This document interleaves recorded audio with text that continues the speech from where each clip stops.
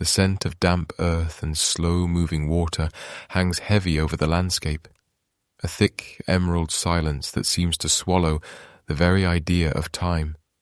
Long before the stone cathedrals rose, or the paved roads of the modern world carved their way through the soil, there were the fens of East Anglia. Here, the horizon is a soft, blurred line where the grey sky meets the reeds, and the wind carries the faint, metallic tang of the salt marshes. It is a world defined by the tides and the shifting silt, a place where the ground beneath one's feet feels less like a solid foundation and more like a living, breathing thing. In this watery wilderness, the Iceni tribe made their home, living in a quiet rhythm dictated by the seasons and the slow growth of the willow trees. They were a people of the mist, skilled in the arts of the forge and the chariot, yet bound by a delicate, invisible thread to the growing shadow of Rome. As the years passed, the Iceni found themselves caught in the peculiar, often suffocating embrace of client kingship. It was a political dance of great complexity, a way for the Roman Empire to extend its reach without the immediate need for legions on every corner.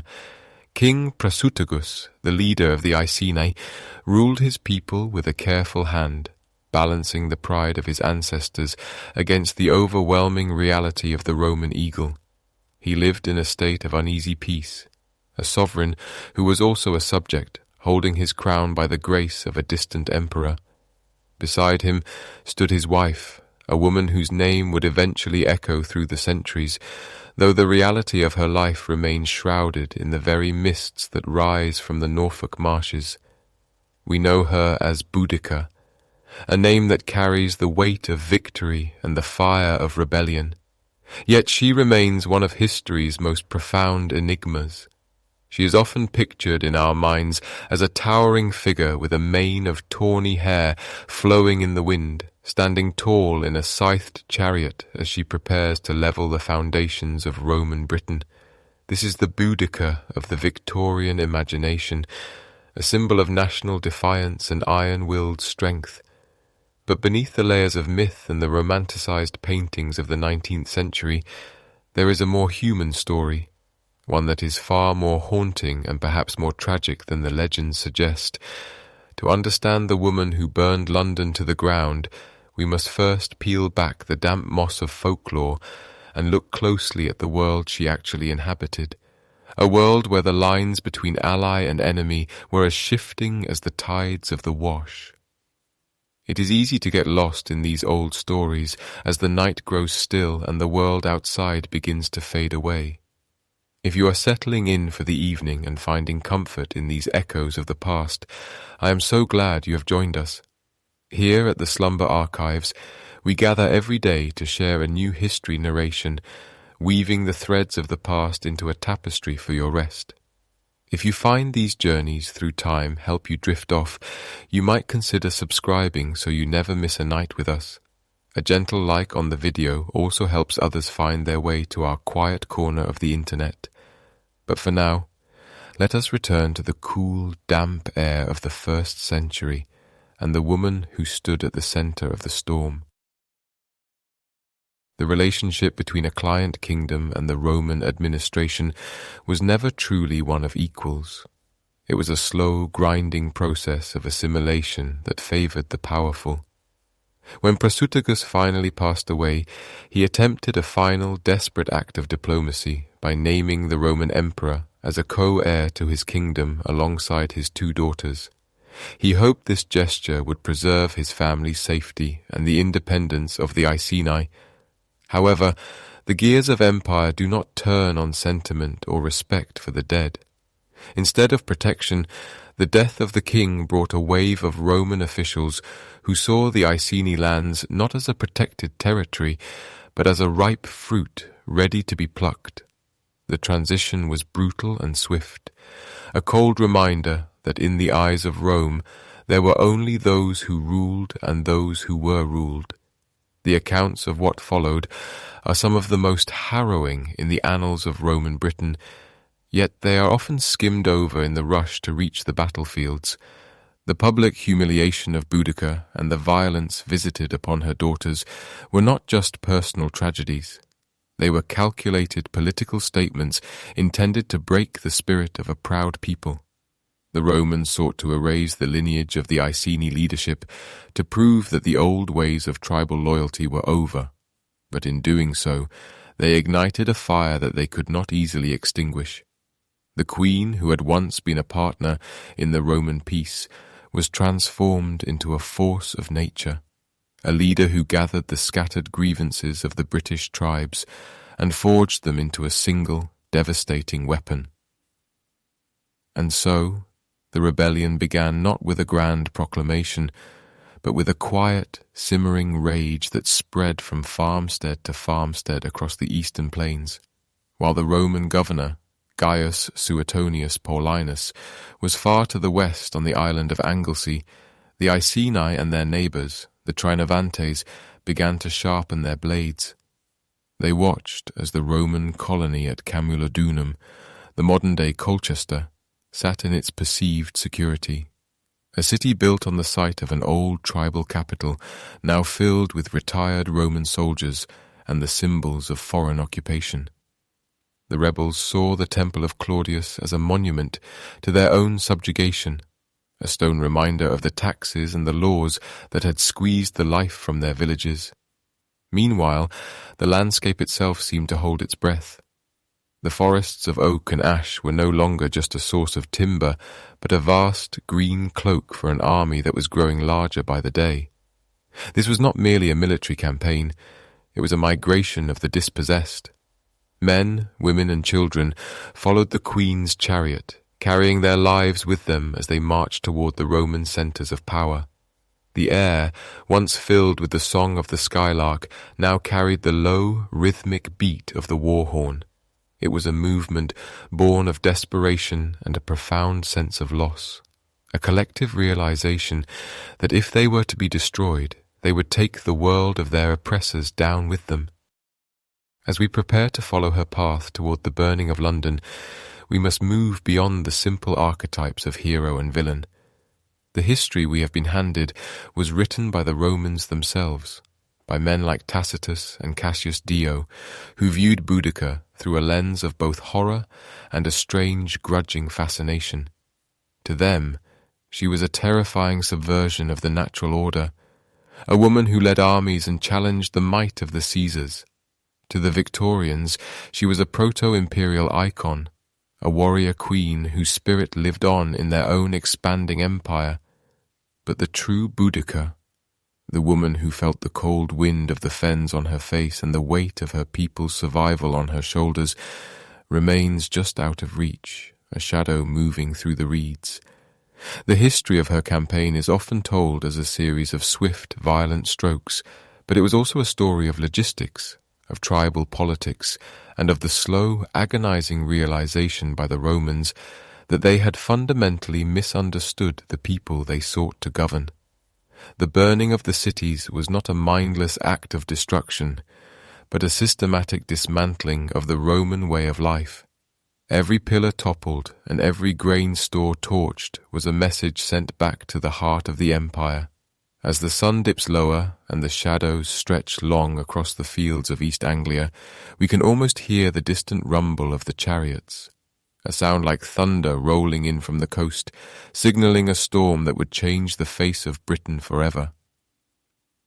There is a certain peace in realizing that we cannot know everything about the past, that some secrets are meant to stay buried in the peat and the silt. History is not just a collection of dates and names, but a series of echoes that we interpret as best we can. In the silence of the night, we can let go of the need for absolute certainty and simply drift with the narrative, feeling the coolness of the ancient air and the vastness of the landscape. The Iceni are gone, their roundhouse is long since returned to the earth, but the spirit of their resistance and the memory of their queen remain woven into the very fabric of the land. We are merely visitors in their story, watching from the safety of the present as the mists of time swirl and part, revealing the flicker of a campfire in the distance, a small, warm light in a world that was about to be consumed by flame. The sound of a chisel striking stone is a steady, rhythmic pulse in the damp morning air of East Anglia, a sound that echoes through the halls of the royal residence as the king considers his legacy. Prasutagus, the ruler of the Iceni, sits amidst the wealth of his people, a wealth measured in cattle, in intricate gold talks that catch the low light, and in the hard-won peace he has maintained with the encroaching power of Rome. He is a man who has mastered the delicate art of survival, reigning as a client king, a position that requires him to balance the fierce pride of his Celtic subjects with the cold, administrative demands of the Roman eagle. As he feels his strength beginning to wane in the year 60 of the Common Era, his thoughts turn to the future of his daughters and his wife Boudica, and he believes he has found a way to secure their safety through a gesture of unprecedented generosity. In the Roman world, law is a rigid cage of ink and parchment, but in the world of the Iceni, power is a matter of blood, honor, and the living breath of the community. Prasutagus attempts to bridge these two worlds with his final will, a document that he hopes will act as a shield for his family. He names the Roman Emperor, Nero, as a co-heir to his vast kingdom, splitting his estate between the master of the Roman world and his own two young daughters. It is a calculated gamble, a sacrifice of half his wealth to ensure the preservation of the other half. He imagines that by making the emperor a partner in his house, he is weaving his family into the very fabric of the empire, making their protection a matter of Roman self-interest. But the Roman administrative machine does not see a partner. It sees a ledger that needs to be balanced. To the procurator Catus Decianus, the death of a client king is not a moment for shared mourning or the honoring of local customs. It is a legal trigger for the forfeiture of assets. In the eyes of Roman law, a client kingdom is a temporary arrangement, a lease of power that expires the moment the king draws his last breath. The unique terms of the will are not viewed as a bridge, but as a provocation, an attempt by a barbarian to dictate terms to the masters of the world.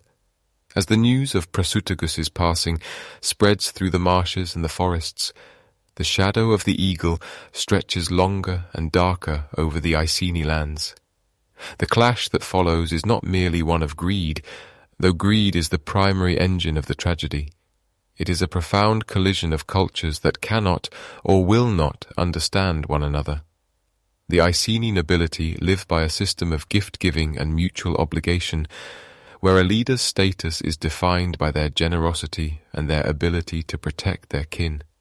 To them, the Roman demand for immediate repayment of loans and the seizure of ancestral lands is not just a theft. It is a spiritual violation, a tearing of the social fabric that holds their world together. Meanwhile, the Roman officials see only a province that has been far too comfortable for far too long, a region filled with untapped resources and stubborn people who must be taught the true meaning of submission. As the Roman centurions and their tax collectors arrive at the royal estate, the air grows heavy with the scent of wood smoke and the metallic tang of unsheathed iron. They do not come to negotiate or to offer condolences to the grieving widow. They come to inventory the people as if they were livestock. The Iceni, watching from the shadows, see their sacred spaces trampled and their elders humiliated. And the tension begins to hum like a taut bowstring. The administrative greed of Rome is a cold, calculating thing. It does not account for the fire that smoulders beneath the surface of a broken heart, nor does it understand that some debts can only be paid in blood. The immediate aftermath of the king's death is a whirlwind of indignity. In a display of calculated cruelty designed to break the spirit of the Iceni once and for all, the Roman authorities move beyond the seizure of property to the violation of the person. Boudica, the queen who had stood beside Prasutagus in the long years of his reign, is subjected to public flogging, a punishment reserved for slaves intended to strip her of her royal dignity and her humanity in a single brutal stroke.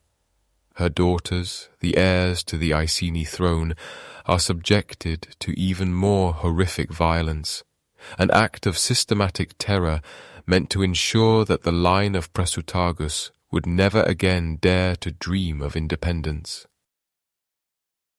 The Romans believe they are finishing a conquest. They believe that by crushing the head of the royal house, the body of the Iceni will fall limp and obedient. They see the tears and the blood on the ground as the final punctuation mark on a long chapter of expansion. But they have miscalculated the nature of the people they seek to rule. To a Roman, power is found in the stone of the forum and the steel of the legion, but to the Iceni, power is found in the land itself, in the memory of ancestors, and in the shared silver of the moonlight on the fens. By treating the queen and her daughters as mere property to be discarded, they have ignited a flame that will soon race across the province like a wildfire in a dry season. As the centurions ride away with their wagons full of looted gold and confiscated grain, a heavy silence falls over the royal settlement. It is not the silence of defeat, but the silence of a long, deep breath being taken before a scream. Boudica stands amidst the wreckage of her life, her back scarred, but her spirit strangely sharpened, hardened by the realization that Roman law is a lie and Roman mercy is a myth. The mists of the morning begin to rise from the river, swirling around the feet of a woman who was once a queen of peace and who is now becoming something far more formidable. The Iceni look to her, and in her eyes they see their own reflection, their own anger, their own loss, and their own desperate need for a justice that the empire will never provide. The administrative greed that sought to swallow a kingdom has instead birthed a rebellion, a movement that will soon draw in the neighboring tribes, the Trinovantes and others who have felt the weight of the Roman boot. The legal status of the Iceni may have been erased on a piece of Roman parchment, but in the hearts of the people, the bond of loyalty to their queen has never been stronger. As the days turn into weeks, the whispers of resistance travel through the hidden paths of the forest, moving faster than any Roman messenger. They speak of a gathering, a calling of the clans, a moment when the many will become one. The Roman eagle, perched high on its pedestal in the newly built cities, does not yet hear the sound of the sharpening blades. It does not yet feel the tremor in the earth as the chariot wheels begin to turn. The greed of the procurator has set the stage for a tragedy that will be remembered for 2,000 years. A story of a will ignored, a family betrayed, and a province that decided it would rather burn than serve. The landscape of East Anglia remains quiet for now, the reeds swaying gently in the breeze, the water of the marshes reflecting the grey, overcast sky. But the peace is an illusion, a fragile veneer over a world that is preparing for war. Every indignity suffered by the Iceni is being recorded in the collective memory of the tribe. Every stolen coin, every lashed back, every cry of the princesses. They are waiting for the signal, waiting for the woman who has been transformed by her grief into a force of nature. And as the sun sets over the low hills, casting long, distorted shadows across the plains, the memory of Prasutagus and his unique will fades into the background, replaced by the cold, iron reality of what is to come. The sound of a lash meeting skin is not a quick or fleeting noise. It is a heavy, wet thud that echoes against the wooden walls of a longhouse, a sound that lingers in the ears of those forced to watch long after the physical pain has begun to numb. For the Iceni, this sound becomes the heartbeat of their new reality. The public humiliation of Boudica was not merely an act of cruelty, but a calculated legal maneuver by the Roman procurator, Catus Decianus, intended to strip the royal line of its dignity and, by extension, its right to rule. In the Roman mind, a woman who had been publicly scourged was no longer a queen. She was a piece of property, a conquered subject whose status had been erased by the stroke of a whip. Beside her, the assault on her daughters served a darker purpose, a systematic destruction of the tribe's future, ensuring that the bloodline of Prasutagus would be tainted in the eyes of Roman law. But the Romans, in their rigid adherence to their own customs, failed to understand the Celtic soul. They did not realize that by attempting to break the woman, they were forging a symbol that would eventually set the province ablaze. As the physical wounds began to knit together into jagged scars, a different kind of theft was taking place across the rolling green horizons of East Anglia. Roman centurions and debt collectors moved through the ancestral lands like a slow-moving blight, marking out territories that had belonged to Iceni families for generations. These were not just fields and pastures, they were the sacred landscapes of the ancestors, filled with the spirits of the woods and the memories of the harvest.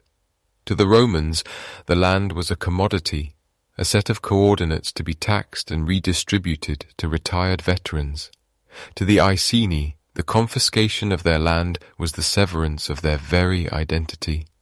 The veterans who arrived to claim these estates did so with a sense of entitlement, treating the local inhabitants as nothing more than obstacles to be cleared away, further fueling a resentment that was quietly thickening like the evening mist over the fens.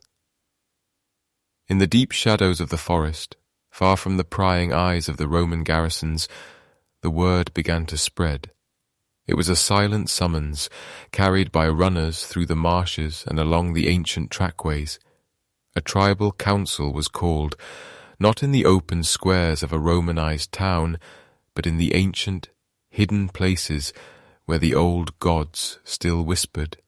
Here the Iceni gathered in the flickering light of small fires, their faces etched with a grim determination that had replaced the shock of their initial defeat.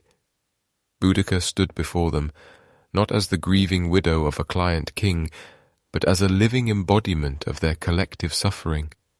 Her presence was a quiet storm, a reminder that the indignities they had suffered were shared by the very blood of their leadership, and they were not alone.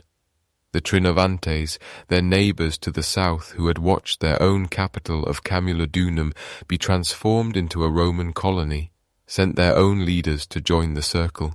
The two tribes, once rivals, found a common language in their shared hatred of the eagle. The logistical gathering of such a force was a masterpiece of quiet coordination, unfolding beneath the very noses of the Roman administration. While the governor, Gaius Suetonius Paulinus, was preoccupied with a military campaign on the distant island of Mona, the Iceni and Trinovantes were slowly turning their tools of agriculture into instruments of war. Blacksmiths worked through the night in secluded farmsteads, hammering out spearheads and repairing old bronze shields that had been hidden beneath floorboards. Grain was quietly stockpiled in secret caches, and horses were gathered from the far reaches of the territory, their hooves muffled as they were moved along the soft earth of the forest paths. There was no grand fanfare, no shouting from the hilltops, only the steady, rhythmic preparation of a people who knew that once the first blow was struck, there would be no turning back. As the weeks passed, a profound psychological shift began to take hold within the hearts of the gathered tribes. The initial motivation had been one of grievance, a desire to reclaim stolen cattle, to protect their daughters, and to drive the tax collectors from their doors. But as the councils continued, and the numbers of the rebellion grew into the tens of thousands, the objective transformed into something much more absolute. This was no longer a protest or a localized riot. It was becoming a total war, a holy crusade to cleanse the land of the Roman presence entirely. The bitterness had fermented into a cold, unwavering resolve. The Iceni looked at the straight Roman roads and the stone temples rising in the distance not as signs of progress, but as scars upon the earth that needed to be erased. The very air seemed to grow heavy with the anticipation of violence, a tension that stretched across the province like a bowstring drawn to its breaking point. Boudica herself became the focal point of this transformation, her personal grief merging with the ancestral fury of her people. In the quiet moments before the dawn, one can imagine her walking among the tents of the gathered warriors, her red hair catching the first light of the sun, her voice a low, steady murmur as she reminded them of what had been lost. She was no longer just a mother or a widow. She was the Morrigan, the goddess of war made flesh, a figure of terrifying beauty and singular purpose. The psychological barrier of fear, once so firmly established by the Roman legions, began to crumble. The tribesmen no longer saw the Romans as invincible demigods of iron and stone, but as men who could bleed, men who slept in vulnerable villas, and men who had grown soft on the comforts of a province they believed they had already tamed. The gathering reached its zenith in the hidden valleys of the east, where the sheer scale of the rebellion finally became clear. Thousands upon thousands of warriors, accompanied by their families in heavy wooden wagons, created a city of canvas and smoke that stretched as far as the eye could see. The sound of the camp was a low hum of activity, the sharpening of blades, the lowing of cattle, and the soft chanting of the druids, who sought the favour of the gods for the coming slaughter. There was a sense of inevitability now, a feeling that the tides of history were shifting beneath their feet. The Roman procurator in London, secure in his counting house, remained blissfully unaware that the very people he had dismissed as barbarians were now a unified engine of destruction, waiting only for the word to march. And so, the spark of rebellion was no longer a flickering flame, but a roaring fire, fed by the dry timber of decades of oppression. The Iceni and the Trinovantes stood on the precipice of a decision that would define the British Isles for centuries to come. They were no longer fighting for mere survival. They were fighting for the memory of who they were before the first Roman galley touched their shores. As the final councils were held and the war bands were organized into their respective ranks, a heavy silence fell over the great gathering. It was the silence before a storm, the indrawn breath of a land about to exhale in a scream of iron and fire. The woman who had been lashed was now ready to lead, and the London that the Romans had built with such pride was about to discover the true cost of the indignities they had inflicted upon the queen of the Iceni. The transition from peace to total war is often a slow, creeping thing, but for the Britons it felt like the breaking of a dam. The psychological weight of the Roman occupation had been a burden they carried every day, in the way they spoke, the way they traded, and the way they bowed their heads to the passing cavalry. To cast off that burden was a form of intoxication. As the warriors painted their bodies with the blue stains of woad and checked the balance of their longswords, they were shedding the identity of the conquered. They were reclaiming a wildness that the Roman administration had tried so hard to prune away. The forest, once a place of hiding, was now a staging ground for a ghost army that seemed to emerge from the very trees themselves. Meanwhile, in the Roman administrative centres, life continued with a deceptive sense of normalcy. Merchants in Londonia discussed the price of wine and olive oil arriving from Gaul, while the local officials drafted reports on the progress of the new temple to Claudius in Camulodunum. They did not hear the sharpening of the spears, they did not see the smoke of the signal fires.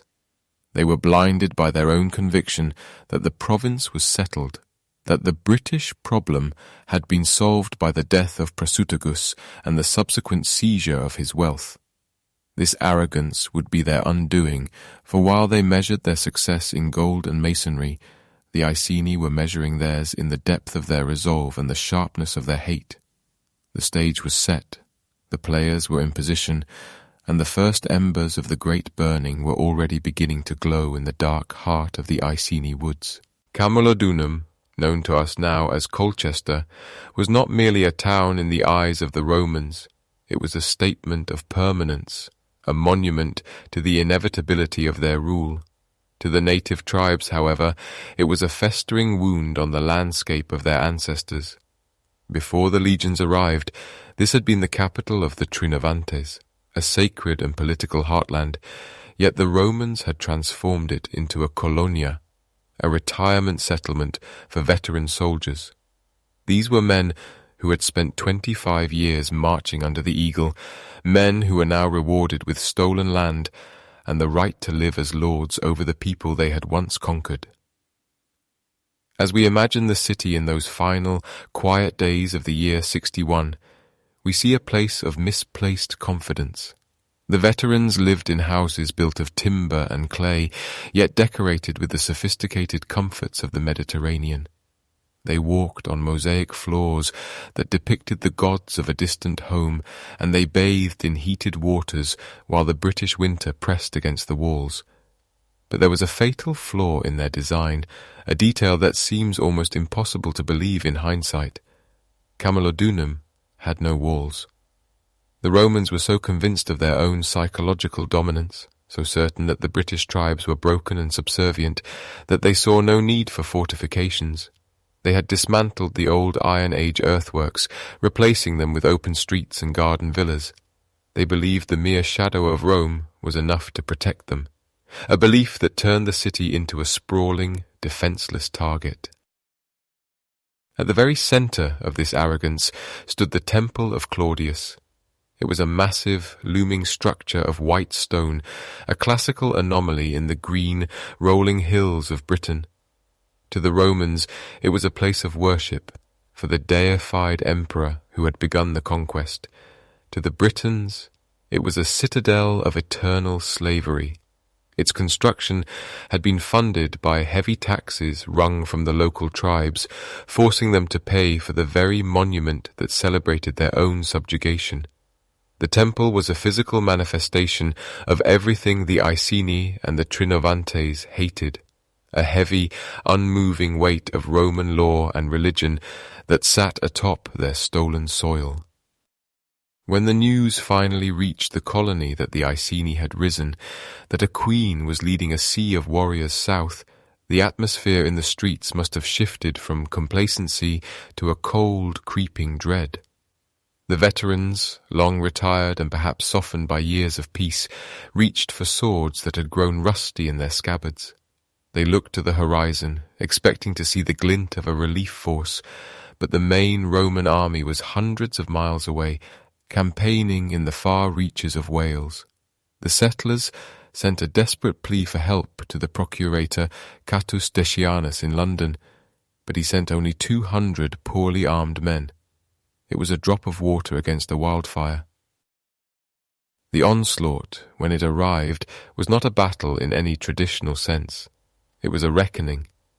The archaeological record tells a story that the Roman historians were perhaps too horrified to fully describe. As the thousands of warriors under Boudica swarmed into the open streets, there were no gates to bar, no ramparts to defend. The settlers were forced to retreat into the only place that offered even a glimmer of protection, the great temple of Claudius itself. We can imagine the scene inside those cold stone walls. Hundreds of families, women and children, huddled together in the dark, listening to the roar of the city burning outside. They held out for 2 days, a frantic, claustrophobic siege in a house of prayer that had become a tomb. On the second day, the bronze doors were breached. The temple was not just looted, it was systematically destroyed. The fire was so intense that it changed the very chemistry of the earth beneath it.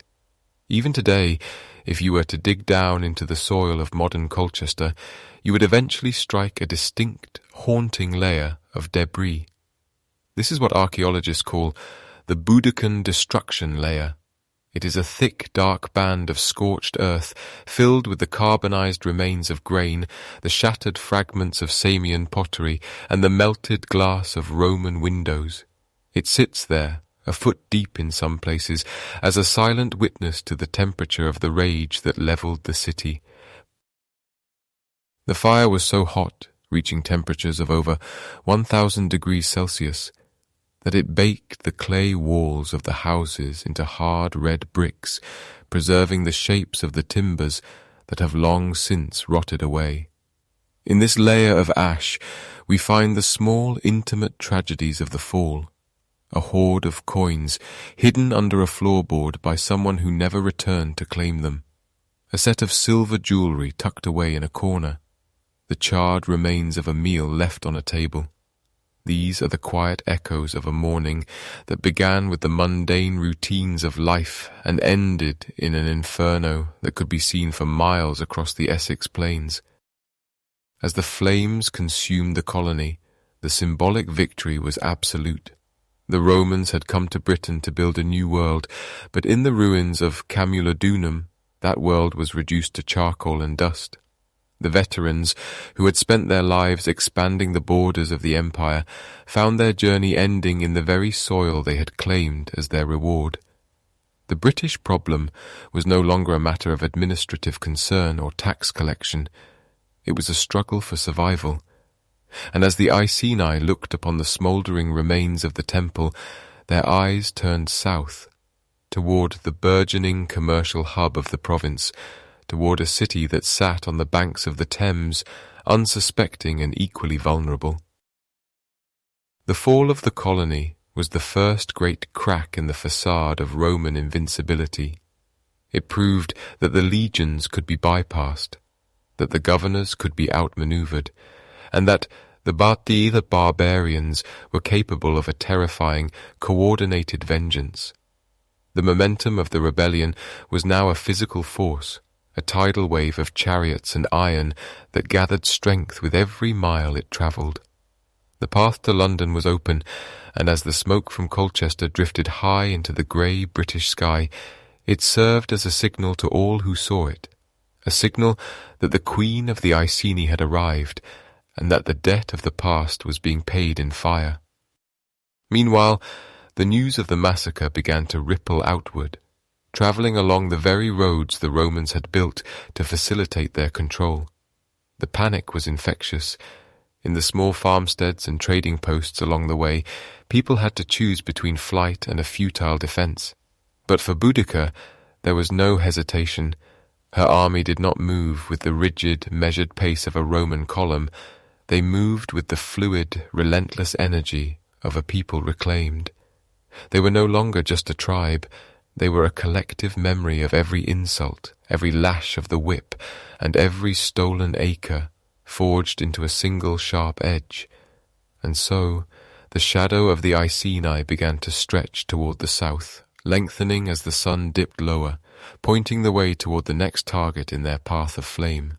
The dust from the ruins of Camulodunum had barely begun to settle, when the news reached the banks of the Thames, travelling along the well-trodden paths of the Roman road system like a fever through a nervous system.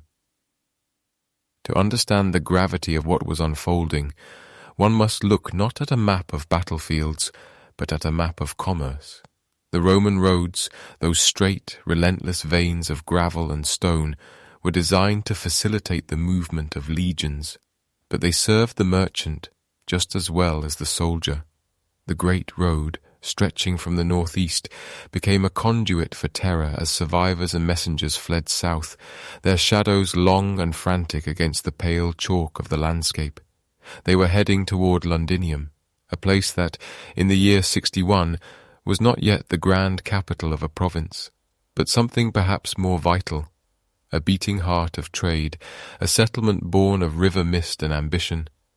Londinium was a city of wood and clay, a bustling, sprawling infant of a town that had only existed for about 14 years.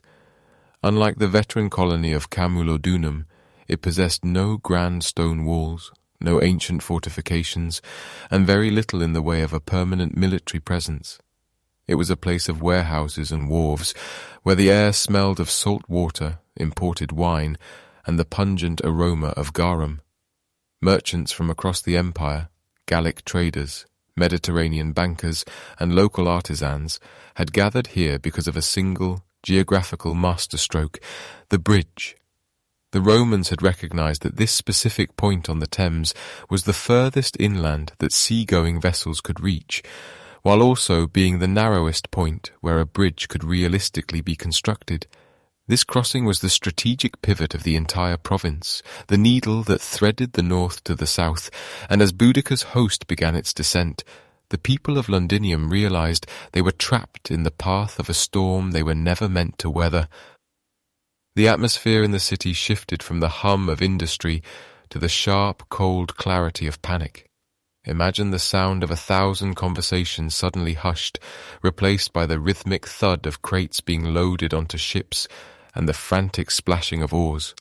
The Thames, usually a source of wealth, was now the only hope for escape.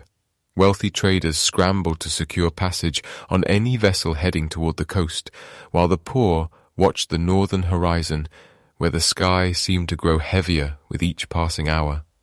The geography that had made Londinium rich was now its greatest vulnerability. The roads that brought the world's luxuries to its doorstep were the very same paths that allowed the rebel army to move with terrifying speed. Boudica did not have to hack her way through dense forests or navigate trackless marshes. She simply followed the Roman architecture of conquest back to its source. As the rebels marched, they moved through a landscape that was becoming increasingly Romanized, passing villas and small farmsteads that stood as quiet monuments to the new order. For the Iceni and the Trinovantes, these structures were not signs of progress, but scars upon the land. The advance was relentless. There was a certain irony in the way the Roman infrastructure facilitated its own potential destruction. The roads were built to last for eternity, smooth and level, allowing a mass of people to travel miles in a single day without the exhaustion that comes from fighting the terrain. The rebel army was a living tide, fed by the grievances of every village they passed, growing in volume and intensity as they drew closer to the river. Inside the city, the Roman procurator, Catus Decianus, whose greed had originally sparked the fuse of this rebellion, had already fled across the sea to Gaul, leaving the civilian population to fend for themselves. This abandonment left a hollow silence in the administrative heart of the town. The people looked toward the hills, hoping to see the glint of Roman helmets, the steady rhythmic march of the 14th Legion or the 20th, but the governor, Suetonius Paulinus, was hundreds of miles away in the mountains of Wales. The distance between the protector and the protected was a vast, silent expanse of English countryside that could not be crossed in time. The geography of the Thames Valley dictated the flow of the coming tragedy. The river acted as a barrier, but also a bottleneck. Those who could not find a place on a boat were forced to make a choice: stay and hide in the narrow alleys of the burgeoning city, or attempt to flee south across the bridge toward the safety of the Kentish coast.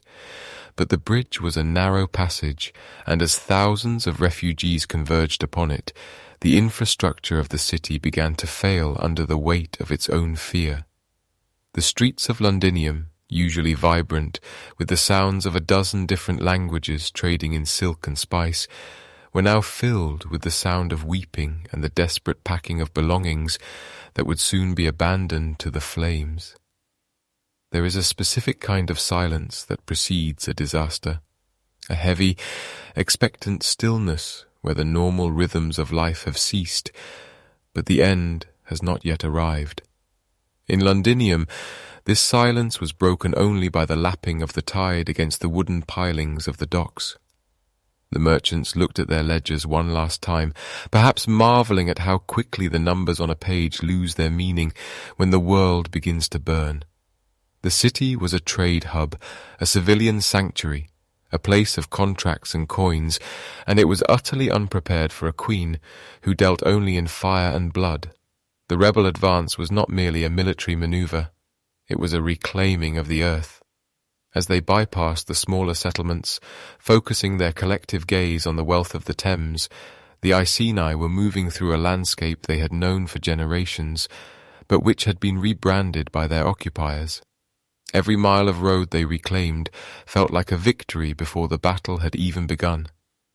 They were moving toward the crossing, toward the bridge that symbolized the Roman grip on Britain, and as the first scouts of the rebel vanguard reached the heights overlooking the valley, they saw Londinium laid out below them like a gift, unprotected, wealthy, and waiting.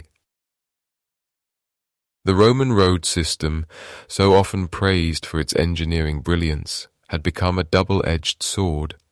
It allowed for the rapid movement of goods, yes, but it also stripped away the natural defences of distance and time. In the ancient world, distance was a form of protection, a buffer that allowed for preparation.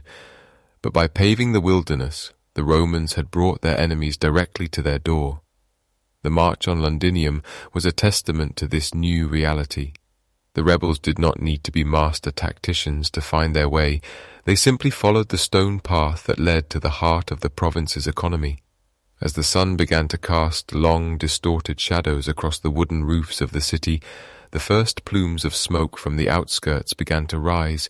These were not the fires of the rebels yet, but the desperate signals of those on the periphery, or perhaps the accidental fires of a city in chaos. The Thames continued to flow, indifferent to the human drama on its banks, carrying the cold grey water out toward the sea, while on the horizon the dark mass of Boudica's army finally came into view. They were no longer a distant rumour or a terrifying story told in whispers. They were a physical presence, a sea of bronze and iron and painted skin, cresting the hills and looking down upon the city of merchants. The tragedy of Londinium was that it was a city built for a peace that had not yet been truly earned. It was a monument to the Roman belief that their presence was permanent and their authority unquestioned. As the inhabitants looked north, they realized that the stone roads they had walked upon every day were not just paths for trade, but the very fuse that had led the rebellion to their gates. The strategic importance of the Thames crossing, which had brought the city into existence, was now the very reason for its impending destruction. There was no wall to hide behind, no legion to stand in the gap, only the river, the road, and the approaching sound of 1,000 chariots, thundering like a summer storm that refused to break. Far to the northwest, where the air grows heavy with the salt of the Irish Sea, and the wind carries the damp chill of the mountains, Gaius Suetonius Paulinus stood at the edge of the world. He was a man of iron and calculation, a veteran general who measured his success in the precise geometry of a shield wall and the steady rhythm of a marching column. At this moment, however, his focus was not on the rising smoke of a distant rebellion, but on the dark, ancient groves of the island of Mona, known to us today as Anglesey. For Suetonius, the Druids were the heart of British resistance, the spiritual architects of every defiance the Romans had faced since the days of Claudius.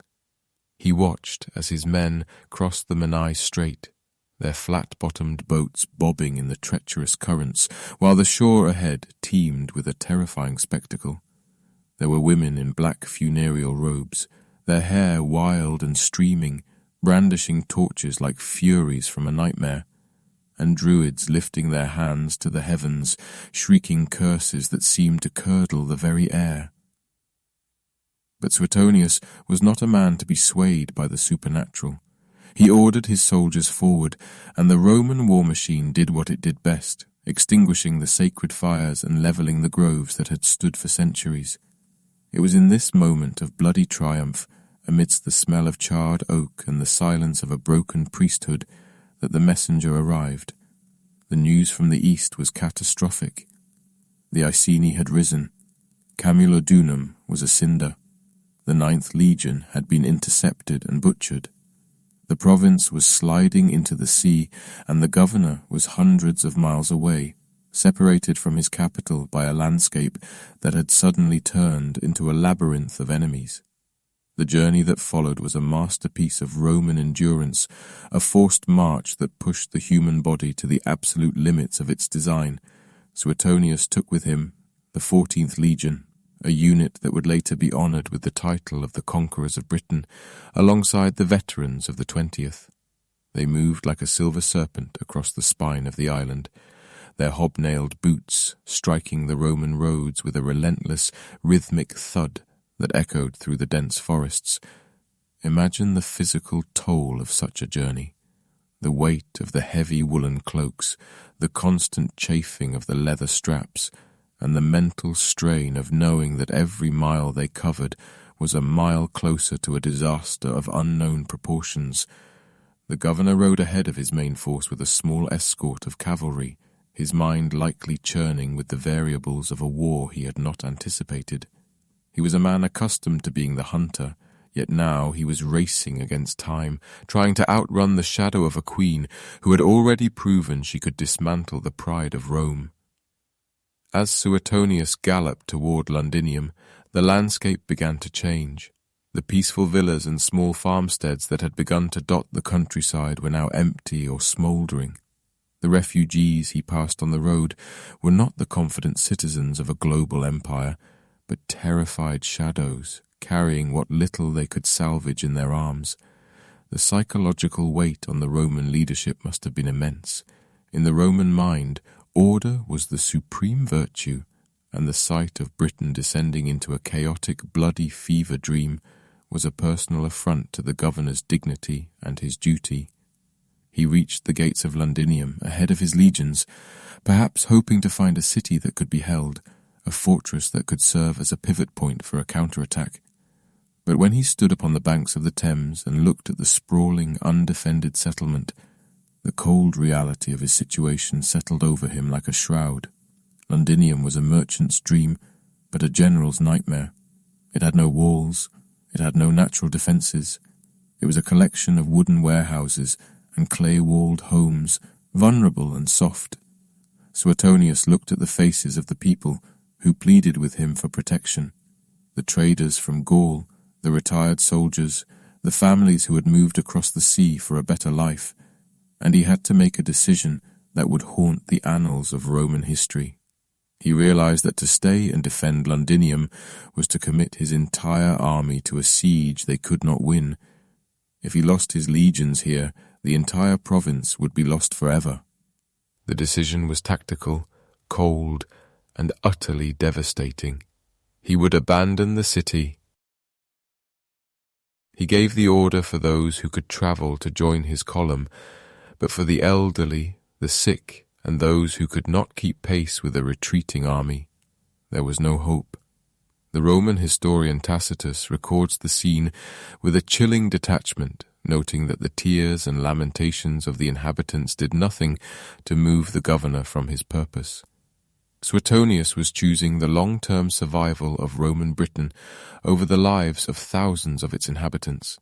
It is a moment that strips away the romanticism of the Roman eagle to reveal the brutal machinery underneath. The governor gave the signal to march, and as his cavalry turned their backs on the city, the people of Londinium realized they were being left to the mercy of a queen who had none left to give. The psychological toll on Suetonius and his officers during this retreat cannot be overstated. To a Roman general, retreat was a form of temporary death, a stain on one's dignitas that could only be washed away with an overwhelming victory later.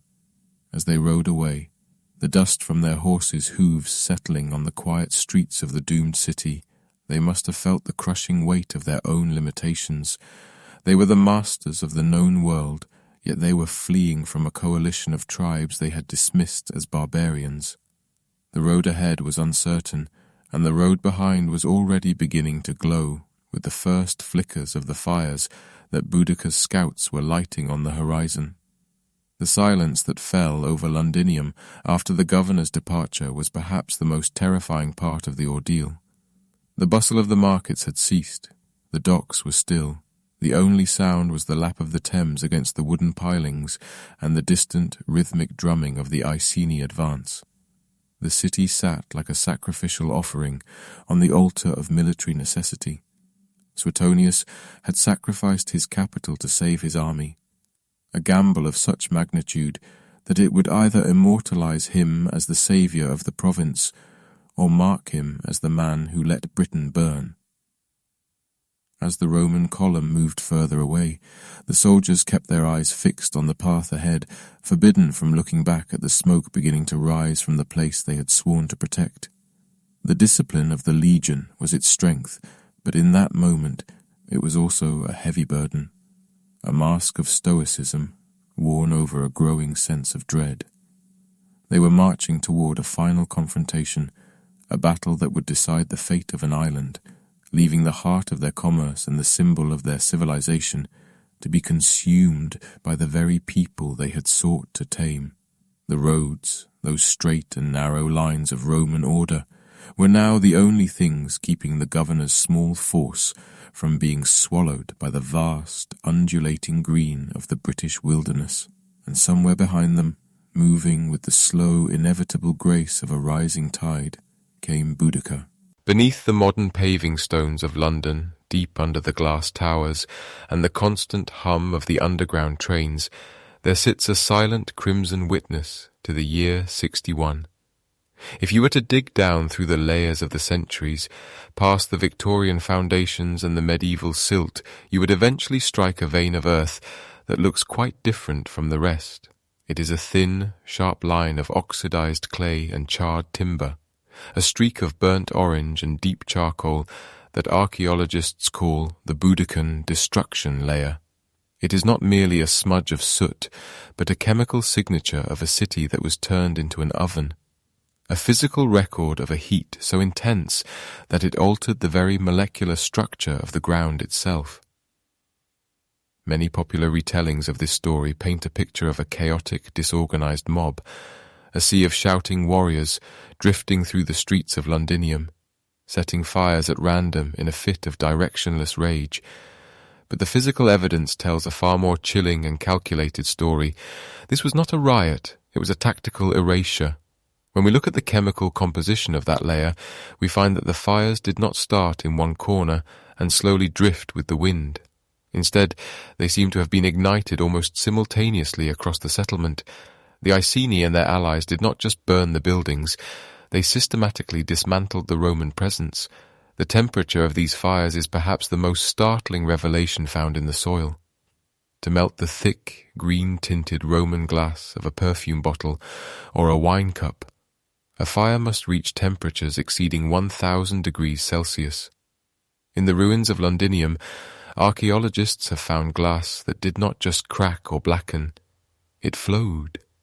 It became liquid again, pooling in the corners of villas and shops, hardening into strange, translucent ripples as the city eventually cooled. For the air to reach such a state, the fuel must have been piled high, and the oxygen must have been fed by a terrifyingly consistent draft. It suggests a city where every timber-framed house, every warehouse filled with grain and oil, and every shop stocked with imported textiles was set alight with a deliberate, rhythmic precision. As the flames took hold, the speed of the destruction would have been breathtaking. In the quiet of a modern evening, it is difficult to imagine the sheer velocity of a fire in a city built of seasoned wood and wattle and daub. Within mere hours, the thriving centre of commerce, the busiest port in the province, would have been transformed into a singular, roaring pillar of smoke that could be seen for dozens of miles across the flat marshlands of the Thames Valley. There was no fire brigade to answer the call, no stone walls to act as fire breaks. The Roman architecture, which had been designed to project an image of permanence and strength, proved to be its own funeral pyre. The heat was so fierce that it did more than just consume the wood. It baked the very earth beneath the floors. The clay walls of the houses were fired into a type of crude ceramic, preserving the impressions of the woven sticks that once held them upright. In some places, the layer of ash and burnt debris is over 1/2 meter thick, a massive accumulation of material that settled in a remarkably short window of time. When we look at this layer today, we are looking at a frozen moment, a snapshot of a city that ceased to exist in the span of a single afternoon. This was a psychological strike as much as a physical one. By turning the Roman capital into a scorched wasteland, Boudica was sending a message back across the sea to Rome, a message written in ash and melted glass. She was demonstrating that the Roman veneer was thin and that the island itself could reclaim what had been taken. The silence that followed the burning must have been heavy, a thick, smoky quiet, where the only sound was the occasional collapse of a charred beam or the hiss of embers meeting the damp river air. As the years passed, the Romans would return to build a new city atop the ruins of the old, but they could never truly scrub away that red line in the soil. It remains there still, a hidden horizon beneath the feet of millions of people, a reminder of a day when the order of an empire was reduced to a chemical signature in the mud. The transition from a bustling port to a silent graveyard happened with a speed that defied Roman expectations, proving that while they could build roads and villas, they could not so easily extinguish the fire of a people who felt they had nothing left to lose. The destruction of Londinium was the peak of the rebellion's momentum, a moment where the Iceni seemed almost invincible. But even as the smoke drifted toward the horizon, the strategic reality of the island was shifting. The fire had consumed the city, but it had not yet consumed the Roman legions that were even then drawing together, preparing for a final desperate stand in the shadows of the great British forests. The red layer in the earth was a beginning as much as an end, a mark of a conflict that was about to reach its most violent and decisive conclusion. Imagine, if you will, the sound of the wind whistling through the charred skeletons of timber-framed houses, a low and hollow moan that was perhaps the only voice left in the ruins of Londinium. To understand what truly happened in those final hours, we must first look at who these people were. For pop history often paints a picture of a purely Roman city, a miniature Rome transplanted onto the banks of the Thames, but the reality of the first century was far more textured and complex, a melting pot of faces and languages that would have felt surprisingly modern. Londinium was a frontier boomtown, a place of ambitious merchants from Gaul, craftsmen from the Mediterranean, and local Britons who had embraced the new economy. It was a city of immigrants and entrepreneurs, people who had come to the edge of the known world to seek a fortune in the trade of wine, grain, and pottery. These were not soldiers, for the most part, but families, people whose lives were measured by the arrival of the next merchant galley rather than the movements of the legions. As the news of the destruction of Camulodunum and Verulamium drifted toward the city like a cold fog, a profound and heavy choice had to be made. There is a common misconception that the entire population was trapped and slaughtered within the city walls, but the archaeological record whispers a different story.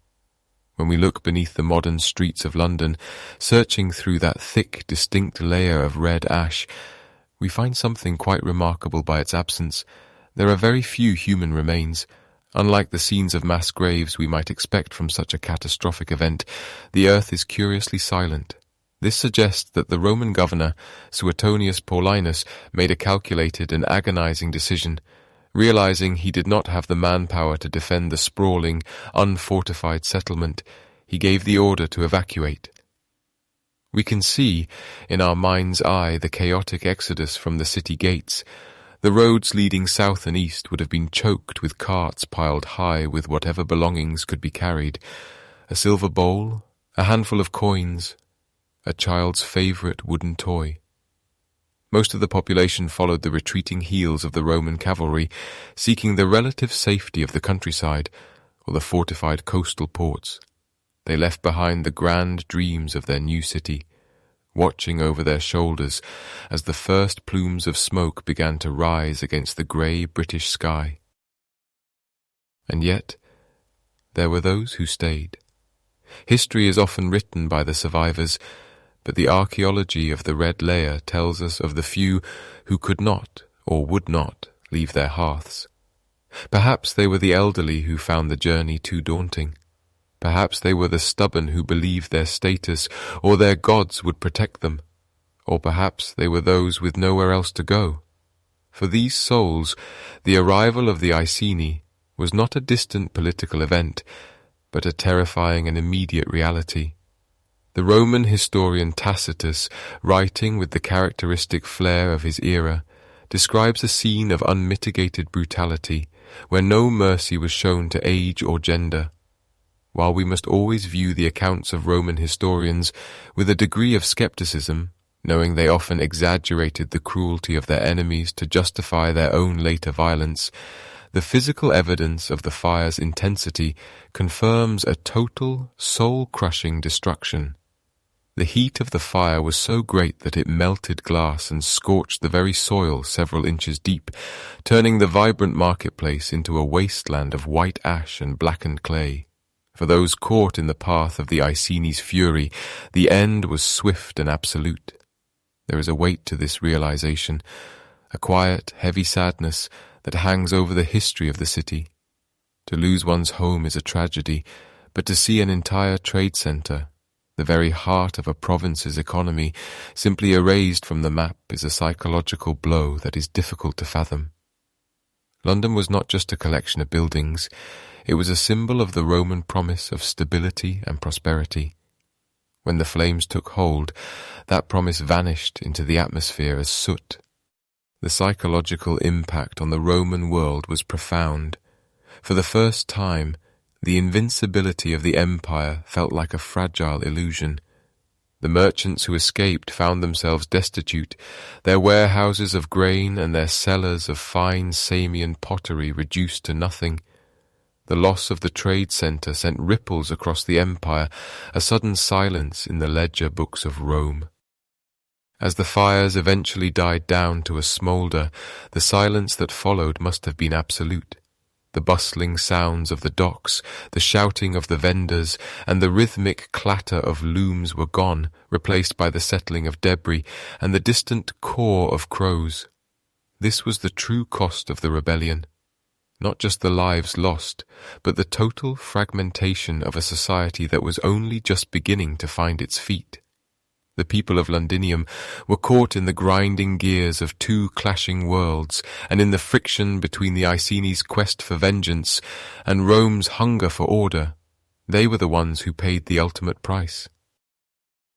And so, the red layer remains beneath the feet of every modern Londoner, a silent witness to a time when the city was nothing but a memory in the minds of refugees.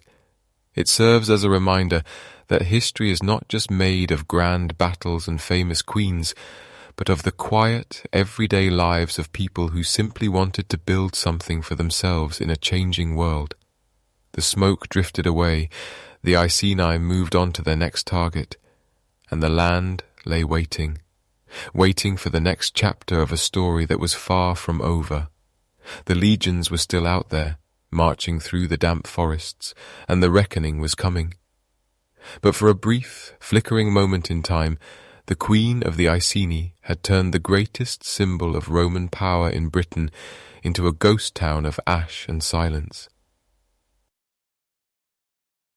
The scent of wood smoke did not dissipate as the rebel host turned away from the ruins of London, but instead became a constant companion, a heavy, lingering perfume that clung to the wool of their cloaks and the manes of their horses. They moved northwest now, following the established arteries of the land, tracing the path that would lead them to a place the Romans called Verulamium, though to the local Catuvelauni tribe it was simply home.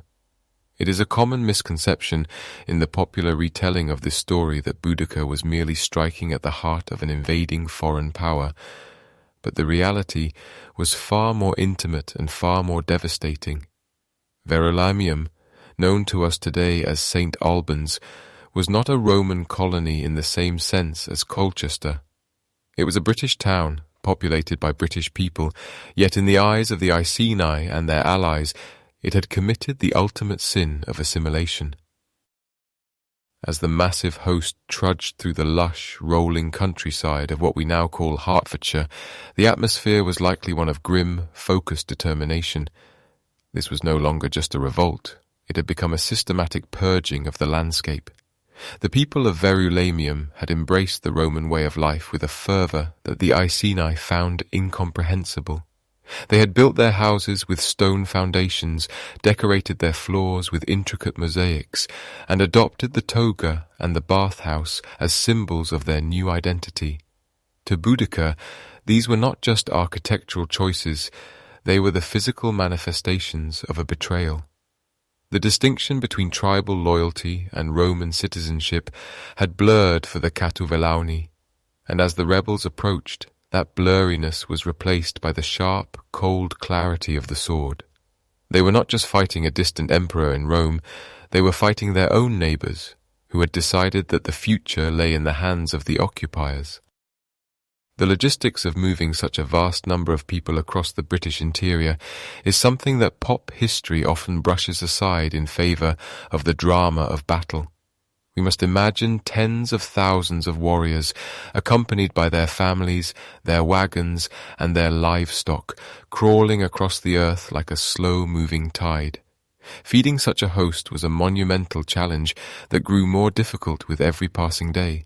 The land through which they marched was beautiful, a tapestry of deep greens and earthy browns, punctuated by the silver ribbons of rivers like the Colne.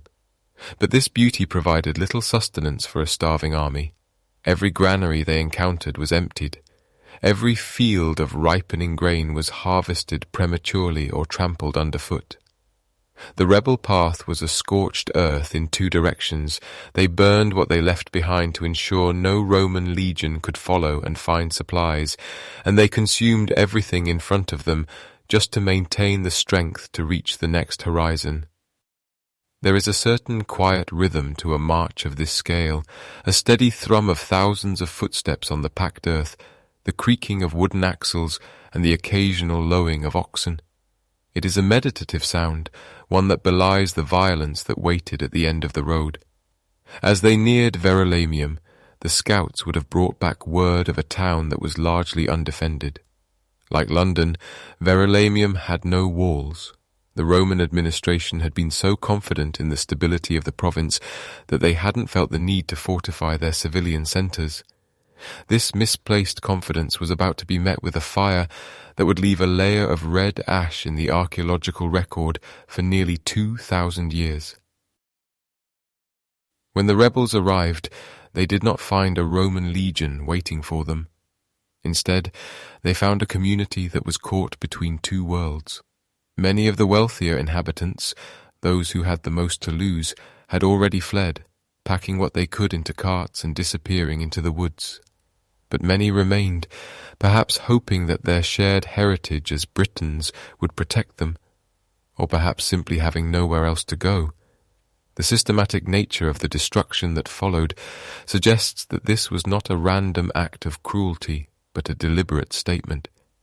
The Iceni were erasing the evidence of Roman influence. They tore down the timber-framed houses, smashed the imported pottery from Gaul, and set the thatch roofs ablaze. The fire moved through the town with a terrifying hunger, fed by the very materials the Romans had introduced to make the dwellings more comfortable. The air in Verulamium would have grown thick and sweet with the smell of burning grain and seasoned wood. As the buildings collapsed into their cellars, the heat was so intense that it fused glass and warped metal, creating a subterranean time capsule of the moment the town died. For the narrator of this history, it is important to reflect on what this meant for the average person living there. To be a pro-Roman Briton was not necessarily a political stance. For many, it was simply a way to survive and thrive in a world that had already changed. They were merchants, craftsmen, and farmers who had seen the benefits of the Roman road networks and the stability of Roman law. They were the architects of a new Britain, a hybrid culture that was being systematically dismantled by those who believed that the only way to be free was to return to the old ways. As the flames climbed higher, the rebel host gathered what they could. The challenge of feeding the army had shifted from a logistical concern to a desperate necessity. The stores of Verulamium were picked clean, but even the wealth of a provincial town could not sustain such a multitude for long. There is a tragic irony in the fact that by destroying the centres of Roman administration, Boudica was also destroying the very infrastructure that kept the province fed. The sophisticated supply chains that brought olive oil, wine and grain across the channel were severed. The rebels were winning the war of fire and blood, But they were losing the war of endurance. Every town they burned was one less source of shelter for the coming winter, and every field they despoiled was a harvest they would never reap. The silence that followed the fall of Verulamium was different from the silence of London. London had been a bustling port, a place of strangers and sailors. Verulamium was a heartland town, a place of deep roots and ancestral connections. To see it reduced to a blackened scar on the hillside must have been a sobering sight, even for the most hardened of Boudica's warriors. The smoke rose in thin, lazy spirals toward the grey British sky, a signal to any who still watched from the forests that the old world was being reclaimed, one ember at a time. But beneath the surface, the earth held on to its secrets. The red layer of ash, which archaeologists still find today when they dig beneath the modern streets of St. Albans, serves as a silent witness to this week of terror. It is a physical boundary in time, a line between what Britain was and what it was being forced to become. The Queen herself likely stood upon the high ground overlooking the valley of the River Ver, watching the destruction with a heart that had been hardened by the floggings and the violations her family had endured. In the popular imagination, she is often depicted as a whirlwind of rage, but there is a colder, more calculated side to her campaign that is often overlooked. By targeting Verulamium, she was sending a message to every other tribe in the island. There is no middle ground. You are either with the Iceni, or you are part of the Roman machine, and the machine is burning. This was a war of purification, a violent attempt to reset the clock to a time before the legions arrived. But time, like the river flowing quietly at the bottom of the hill, only moves in one direction. The rebels did not linger long in the ruins. The weight of their own numbers pushed them forward, a restless, hungry mass that needed to keep moving to survive. They left behind a landscape that was transformed. Where there had been gardens and workshops, there was now only the smell of charred oak and the sound of wind whistling through empty doorways. The systematic nature of their path through the southeast had carved a wide swath of desolation through the most developed part of the province. They had struck the three great pillars of Roman Britain, Colchester, London, and now Verulamium. In the span of a few short weeks, the work of decades had been undone. And yet, as they turned their eyes toward the north and the west, the shadow of the Roman war machine began to lengthen. Suetonius Paulinus, the iron-willed governor, was no longer a distant threat. He was a gathering storm, and the scorched earth the rebels left behind would soon become the stage for a final, desperate confrontation. The sound of a Roman legion on the march is not a singular noise, but a rhythmic, metallic heartbeat that echoes against the stillness of the wild. The steady clatter of iron-shod sandals, the clink of chainmail, and the heavy, synchronized breathing of 10,000 men who move as a single organism. Suetonius Paulinus did not choose his ground in a hurry. He chose it with the cold, calculating eye of a man who had spent his life studying the geometry of death. He found a place where the landscape itself became a Roman weapon. A narrow defile, a funnel of earth and stone flanked by steep slopes and backed by a dense, impenetrable forest. By positioning his back to the woods, he ensured that no rebel scout could slip behind him, and by narrowing the front, he nullified the Iceni's greatest advantage, their overwhelming, staggering numbers. The Roman formation was a masterpiece of rigid discipline, a triple line of heavy infantry standing shoulder to shoulder, their large rectangular shields forming a wall of wood and iron that looked, from a distance, like the scales of a sleeping dragon. In the centre stood the veteran 14th Legion, men who had seen every horror the northern frontiers had to offer, flanked by the 20th and a host of auxiliary troops. They stood in a silence so profound it seemed to push back against the wind. Each man knew his place, his duty, and the weight of the short, stabbing sword at his hip. They were not there to fight a brawl. They were there to execute a maneuver, a mechanical process of advancement that relied on the steady pulse of command and the absolute trust in the man standing to their left. Across the clearing, the scene was a chaotic sea of colour and sound. The rebel army, perhaps numbering in the hundreds of thousands, was a vibrant, roiling mass of humanity that stretched as far as the eye could see. There were blue-painted warriors with lime-washed hair, chieftains in gilded chariots, and families who had come to witness the final destruction of the Roman occupation. In their confidence, the rebels had made a decision that would haunt the soil of Britain for centuries.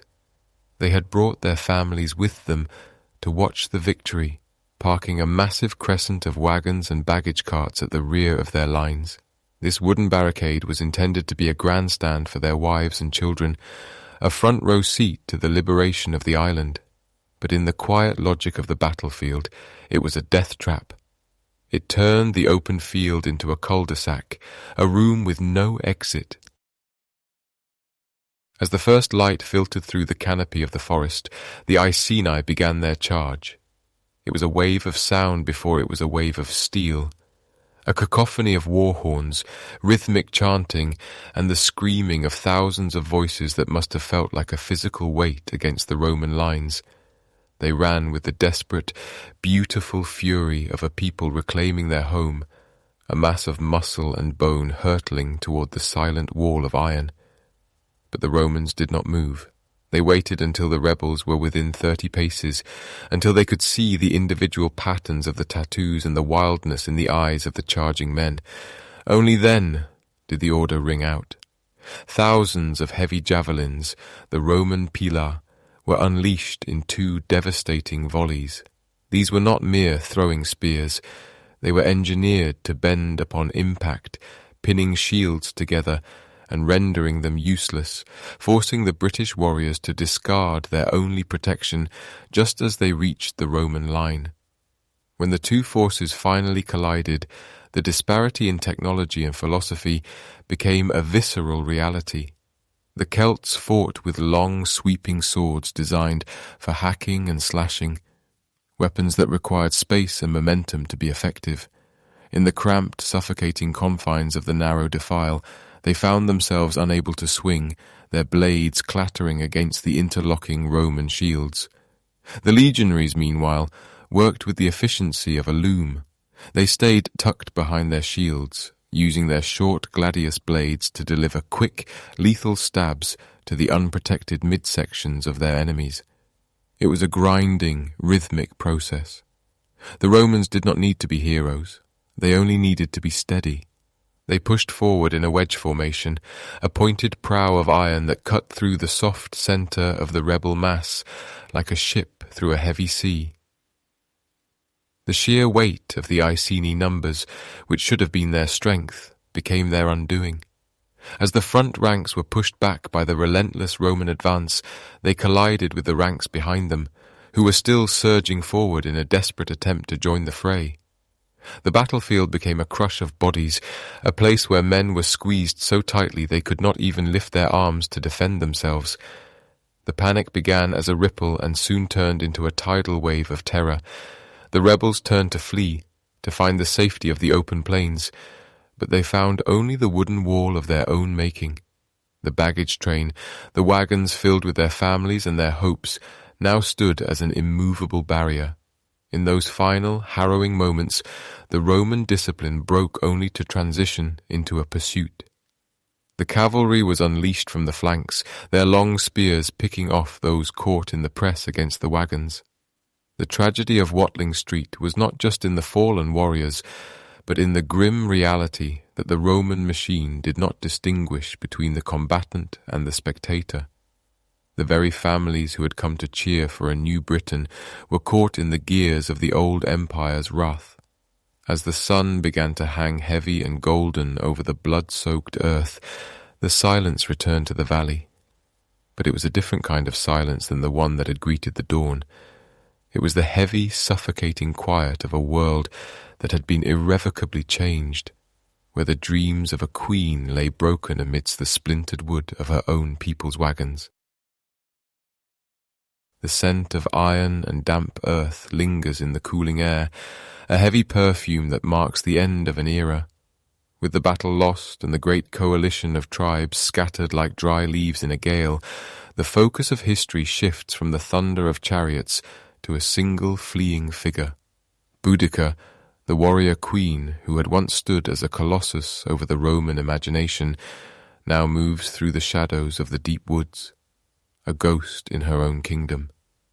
The transition from a leader of tens of thousands to a fugitive in the wilderness is a quiet, lonely descent, and it is here that the threads of her life begin to fray and unravel into the realm of legend. Historians have long debated the exact nature of her end, for the two primary sources of the era offer diverging paths into the afterlife.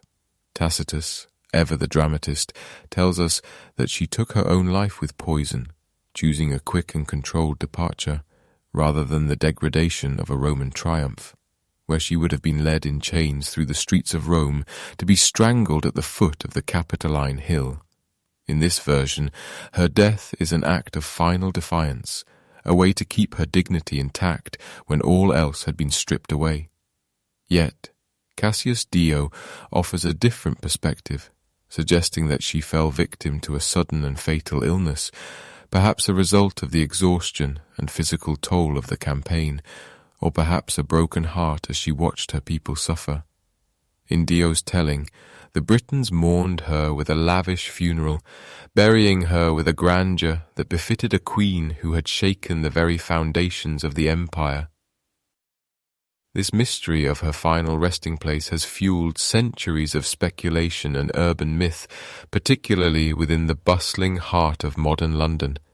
There is a persistent and charming piece of folklore that claims Boudica is buried beneath the platforms of King's Cross Station, specifically under platform 9 or 10. It is a poetic thought, the idea that the ancient queen lies in eternal rest beneath the feet of thousands of commuters, her spirit woven into the very infrastructure of the city she once burned to the ground. However, archaeologists and historians generally view this as a romantic fantasy. During the middle of the 1st century, the area now known as King's Cross was a rural landscape far removed from the site of the final battle, and there is no evidence to suggest her body was transported such a distance through hostile territory.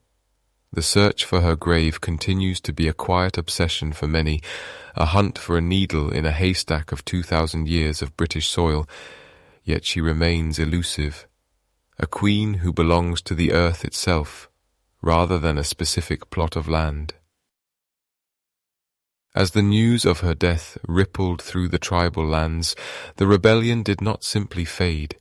It collapsed under the weight of its own grief and lack of direction. Without the singular, charismatic force of Boudica to hold the disparate tribes together, the fragile alliance shattered. The Iceni and the Trinovantes, who had fought with such ferocity, found themselves leaderless and vulnerable in a landscape that was rapidly being reclaimed by the Roman eagle. The immediate aftermath was not a time of peace, but a period of grim and systematic retribution. Suetonius Paulinus, the Roman governor, who had narrowly secured victory, was not a man inclined toward mercy. He viewed the uprising not just as a war, but as a personal insult to the authority of Rome, and his response was a calculated campaign of mopping up operations that bordered on extermination. Roman legions marched through the countryside, burning villages that had supported the queen and seizing livestock to feed the occupying forces. The fields, which should have been ripe for harvest, were instead scorched or left untended, leading to a devastating famine that claimed perhaps as many lives as the swords had. It was a winter of biting cold and hollow stomachs, a time when the silence of the woods was broken only by the rhythmic march of iron-shod boots. The Romans sought to erase the memory of the rebellion by dismantling the social structures that had allowed it to flourish, ensuring that the tribes would never again have the strength to challenge the might of the Mediterranean superpower.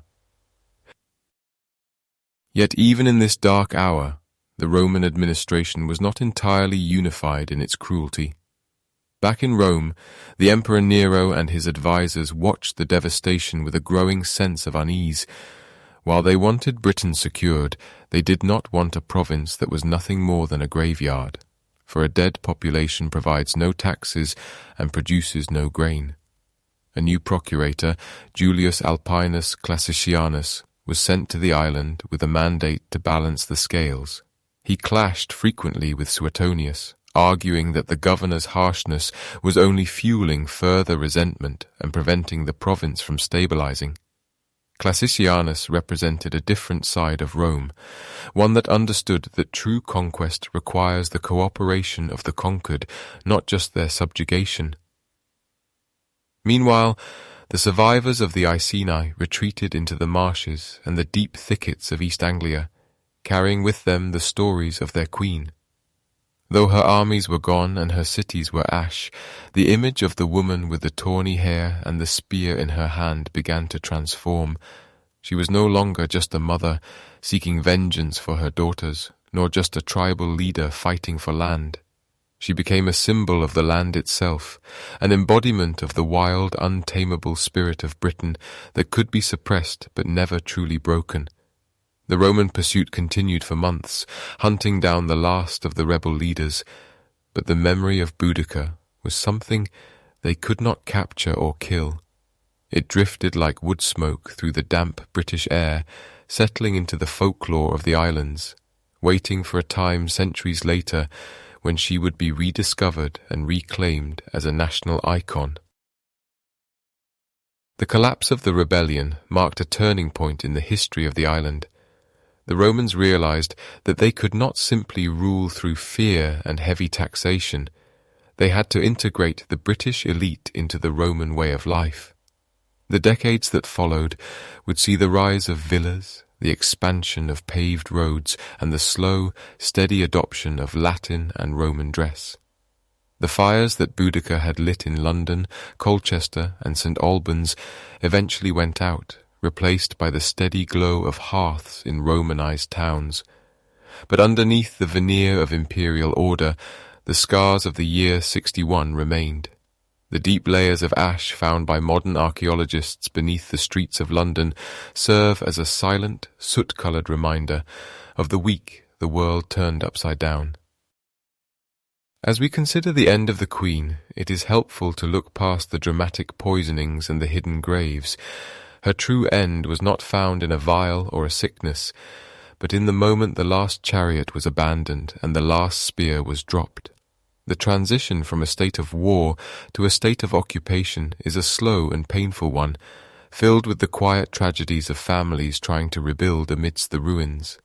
The Roman pursuit eventually wound down, not because every rebel had been caught, but because the energy of the rebellion had simply bled out into the soil. The province of Britannia would remain under Roman rule for another 350 years, but it would always be a place of tension, a frontier where the memory of a queen who dared to burn the world stayed tucked away in the shadows of the forest, whispered by grandmothers to children as the embers of the fire died down for the night. In the cold, grey light of the post-war morning, the landscape of Britain looked the same, yet felt entirely different. The hills were still there, the rivers still flowed to the sea, but the heartbeat of the tribes had slowed to a cautious, rhythmic thrum. The Roman mopping up was more than just a military action. It was an attempt to rewrite the future of an entire people. And yet, history has a way of preserving what the powerful try to erase. The Queen of the Iceni, in her death, became more powerful than she had ever been in life. A shadow that would hang over every Roman governor who walked the streets of the rebuilt London, a reminder that under the stone and the marble there was a spirit that remembered the fire. The scent of wet ash eventually fades, replaced by the clean, sharp aroma of freshly hewn timber and the mineral tang of wet mortar. In the wake of the devastation, the Roman Empire realized that a change in temperament was required if Britain was ever to be more than a bleeding wound on the edge of the world. The previous governor, Suetonius Paulinus, had won the war with steel, but his continued thirst for vengeance was seen as a liability in the halls of Rome. The Emperor Nero, perhaps guided by advisers who understood that a province cannot pay taxes if its people are dead or hiding in the forests, dispatched a new man to oversee the peace. His name was Gaius Julius Alpinus Classicianus, and he arrived not with a sword, but with a ledger and a mandate for mercy. Classicianus was of provincial origin himself, a man from Gaul who understood that the machinery of the empire functioned best when it integrated rather than annihilated. He saw the scorched earth of London and the broken tribes of the East, and he chose a path of reconciliation. He argued that the harsh punishments meted out by Suetonius were only fueling the fires of future rebellions, and so the official policy shifted toward a quiet, steady leniency.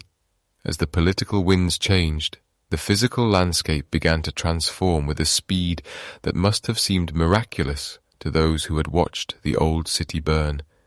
The rebuilding of London was not a haphazard affair of wattle and daub, but a meticulously planned exercise in Roman urbanism. The new city rose from the grey layer of soot like a stone monument to order. Engineers arrived from across the Channel, bringing with them the geometry of the Mediterranean. They laid out a grid of straight, wide streets that ignored the old, winding paths of the British foot tracks. The new London was designed to be permanent, a place of heavy stone foundations and deep-set wells. The Forum, the beating heart of the administrative machine, was rebuilt on a scale that dwarfed its predecessor, becoming one of the largest structures north of the Alps. It was as if the Romans were trying to bury the memory of Boudica under the sheer weight of their architecture, proving that their civilization was a force of nature that could not be undone by mere fire. The sound of the city changed during these years, the chaotic screams of battle replaced by the rhythmic clinking of stonemasons' chisels and the heavy thud of timber being dragged by teams of oxen. Slowly, the people began to return. But they were not the same people who had fled the Iceni queen. The trauma of the uprising had created a new kind of society, one born of a shared survival. The Romano-British culture began to knit itself together in the shadows of the new stone villas. You could see it in the marketplaces, where the local Celtic artisans began to adapt their flowing, organic designs to suit the rigid tastes of their Roman masters. You could see it in the kitchens, where the traditional porridges of the tribes were being seasoned with imported fish sauce and wine from the continent. This was a cultural integration born of necessity, a quiet blending of identities that happened over dinner tables and in the steam-filled rooms of the new public baths. The fire had cleared the ground, and in the empty space it left behind, a hybrid world began to grow, a world where a man might speak the language of the conqueror by day and whisper the names of his ancestors' gods by night. The landscape of Britain was being permanently altered, not just in its cities, but in the very soil itself. The Romans began to push their roads further into the wilderness, those straight, unwavering lines that cut through hills and marshes as if the land itself were a map to be conquered. These roads were the veins of the empire, carrying soldiers, yes, but also carrying ideas, fashions, and the relentless march of Roman law. The forests that had once sheltered the rebels were thinned to provide fuel for the kilns and the bathhouses. The wild, tangled woods were being tamed into a patchwork of managed estates and villas, where the elite of the tribes began to live like Roman senators, wearing the toga and decorating their floors with mosaics of Orpheus and the seasons. It is a strange irony of history that the very violence of the rebellion accelerated the Romanization of the island. The elite among the Britons realized that their survival depended on their ability to navigate this new system, and so they traded their chariots for courtyards and their tribal loyalties for a seat in the local council. And yet, beneath the polished marble floors and the orderly streets, the ghost of the fire remained. Archaeologists today still find that thin, red line of burnt debris, a geological heartbeat that tells the story of the day the world ended for the first London. The Romans built over it, packing the earth tight, but the memory of the Iceni queen stayed in the air like the smell of ozone after a storm. Classicianus, despite his efforts to bring peace, knew that the province was changed forever. He worked tirelessly to ensure that the grievances of the people were heard, acting as a buffer between the local population and the distant, often indifferent, power of Rome. When he died, he was buried in London, and his tombstone, parts of which can still be seen today, stands as a testament to a man who tried to heal a broken land. It was a time of quiet growth, a long cooling period, after the white heat of the war, as the island settled into its new identity as a frontier of the Roman world, a place where the old gods were not forgotten, but were slowly, carefully, being translated into a new tongue. The silence that fell over the charred remains of Londinium and the blood-soaked fields of the Midlands did not last for decades or even centuries, but for over 1,000 years. It is a strange thing to consider how a woman who once shook the foundations of the Roman Empire could simply vanish from the collective memory of the land she fought for. But as the Roman administration eventually withdrew and the mists of the early Middle Ages rolled across the British Isles, the name of Boudica drifted away like smoke. The great stone libraries crumbled, the Latin scrolls were lost to damp and fire, and the oral traditions of the Britons were reshaped by new invaders. The Saxons, the Vikings, and the Normans, who had no room in their mythologies for a fallen queen of the Iceni. For centuries she was a ghost with no name, a shadow beneath the soil of a London that was rebuilding itself in a completely different image. While the legends of King Arthur began to crystallize in the medieval mind, filled with chivalry and magic, the very real, very visceral history of the rebellion of 61 AD lay buried deep beneath the feet of monks and merchants who never suspected that a queen had once reduced their city to ash. As the years passed and the medieval world gave way to the intellectual awakening of the Renaissance, the earth began to yield its secrets, not through the spade, but through the rediscovery of the written word. In the early 1500s, scholars in Italy and later across Europe began to unearth the forgotten manuscripts of the great Roman historians. It was during this time that the works of Tacitus and Dio Cassius were brought back into the light of day, their ink-stained pages providing a startlingly clear window into a past that had been obscured for a millennium. Humanist scholars, hunched over desks in the dim light of tallow candles, began to translate the accounts of the rebellion, encountering for the first time in ages the descriptions of a tall, fierce woman with a great mane of tawny hair and a spear held firmly in her hand. However, because the manuscripts were old and often transcribed by hand, her name was frequently misspelled or misinterpreted. In these early printed books, she did not appear as Boudica, but as Boadicea, or more commonly, Bonduca. This rebranding of the warrior queen arrived at a most fortuitous moment in English history. As the 16th century progressed, England found itself under the rule of another powerful woman, Queen Elizabeth I. The parallels were too striking for the poets and courtiers of the Elizabethan age to ignore. Here was a story of a British queen standing defiant against a massive, foreign, Mediterranean empire, much as Elizabeth stood against the looming threat of the Spanish Armada. The figure of Bonduca was polished and refined, her rougher, more terrifying edges smoothed away to fit the sensibilities of a Renaissance court. She was no longer merely a tragic figure of a failed revolt. She was becoming a symbol of national sovereignty and the indomitable spirit of the island.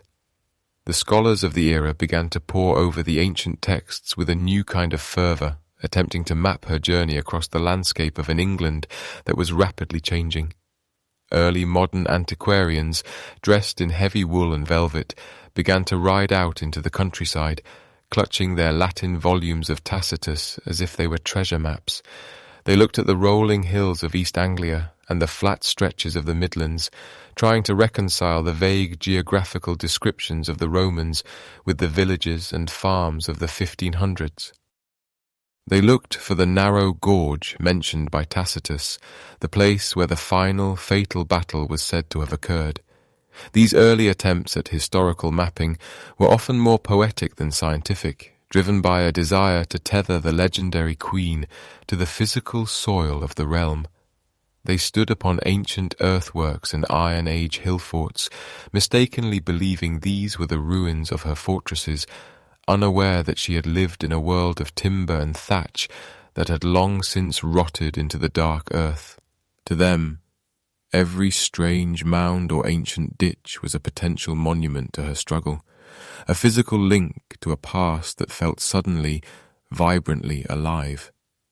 Meanwhile, in the smoky theatres of London, the very city she had once burned, the story of the Queen began to take on a life of its own on the stage. Playwrights like John Fletcher took the historical accounts and wove them into dramas that captivated the public imagination. In these plays, the complexities of the Iceni's grievances were often simplified into a struggle for honour and liberty, themes that resonated deeply with an audience navigating the complexities of their own burgeoning empire. The name Boudica echoed through the wooden rafters of the playhouses, a rhythmic, powerful sound that evoked a sense of ancient, ancestral pride. The audience, sitting in the half-light of the afternoon, watched as actors portrayed her as a mother, a general and a martyr, her image slowly shifting from a historical footnote into a cornerstone of national identity. As the 16th century turned into the 17th, the scholarship became more rigorous, yet the mystery of her movements remained. The antiquarians began to notice the strange reddish layer of burnt debris that appeared whenever deep foundations were dug in the heart of London. They did not yet have the tools of modern archaeology to identify it as the Boudican destruction layer, but they sensed that the earth held a memory of a great fire. They debated the location of her capital, searching for the lost traces of the Iceni heartland, and wondered if the stones of the old Roman walls still held the heat of her anger. There was a quiet scholarly obsession growing, a need to find the woman behind the Latin prose, to understand how she had moved her great army across a landscape that was then mostly dense forest and treacherous marsh. The rediscovery of her story also sparked a new way of thinking about the Roman occupation itself. For centuries, the Romans had been viewed almost exclusively as the bringers of civilization, the architects of law and order. But through the lens of Boudica's rebellion, the early modern mind began to grapple with the cost of that civilization. They read of the floggings, the confiscation of land, and the systemic humiliation of a noble family, and for the first time they began to see the Romans as an occupying force that could be cruel and overreaching. This nuance added a layer of tragedy to the narrative of Boudica.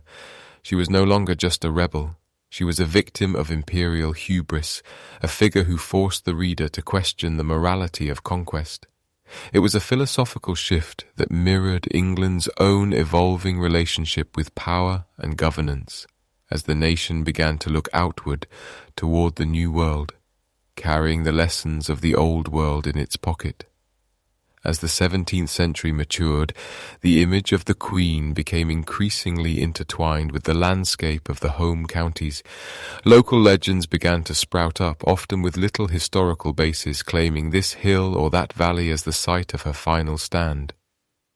In the quiet villages of Essex and Hertfordshire, stories were told of her chariot wheels carving deep grooves into the chalk, or of her spirit still guarding the hidden treasures of the Iceni. These folk memories, though often inaccurate, served to keep her presence felt in the rural imagination, ensuring that even as the scholars argued over the Latin grammar of Tacitus, the common people felt a kinship with the woman who had once led their ancestors to war, The mapping of her battles became an exercise in imagination as much as history, a way of dreaming the past back into existence. It is a gentle irony that the very city she sought to erase from the map became the primary site of her veneration. The London of the Renaissance was a bustling, crowded metropolis, a place of commerce and theatre, yet it sat directly atop the ashes of the town she had destroyed.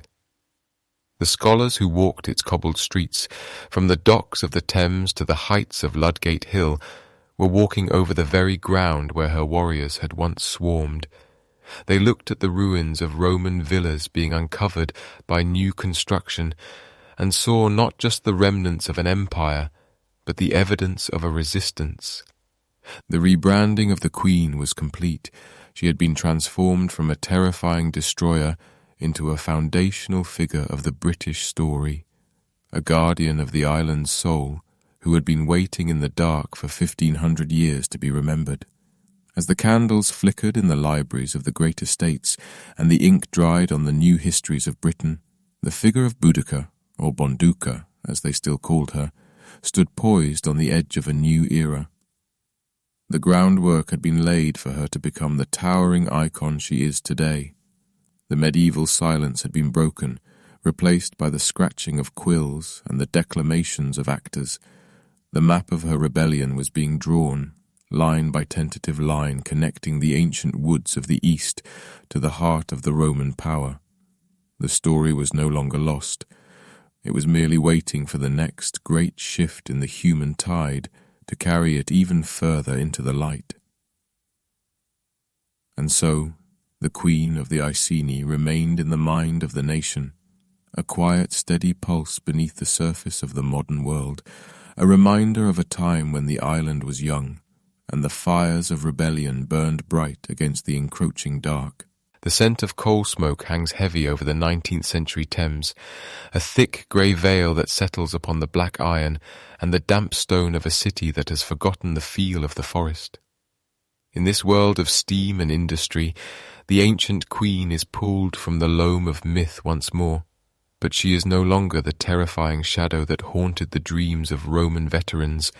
Instead, she is reimagined, cast in bronze and polished by the sensibilities of a new age that seeks to reconcile its own vast power with the memory of a rebel.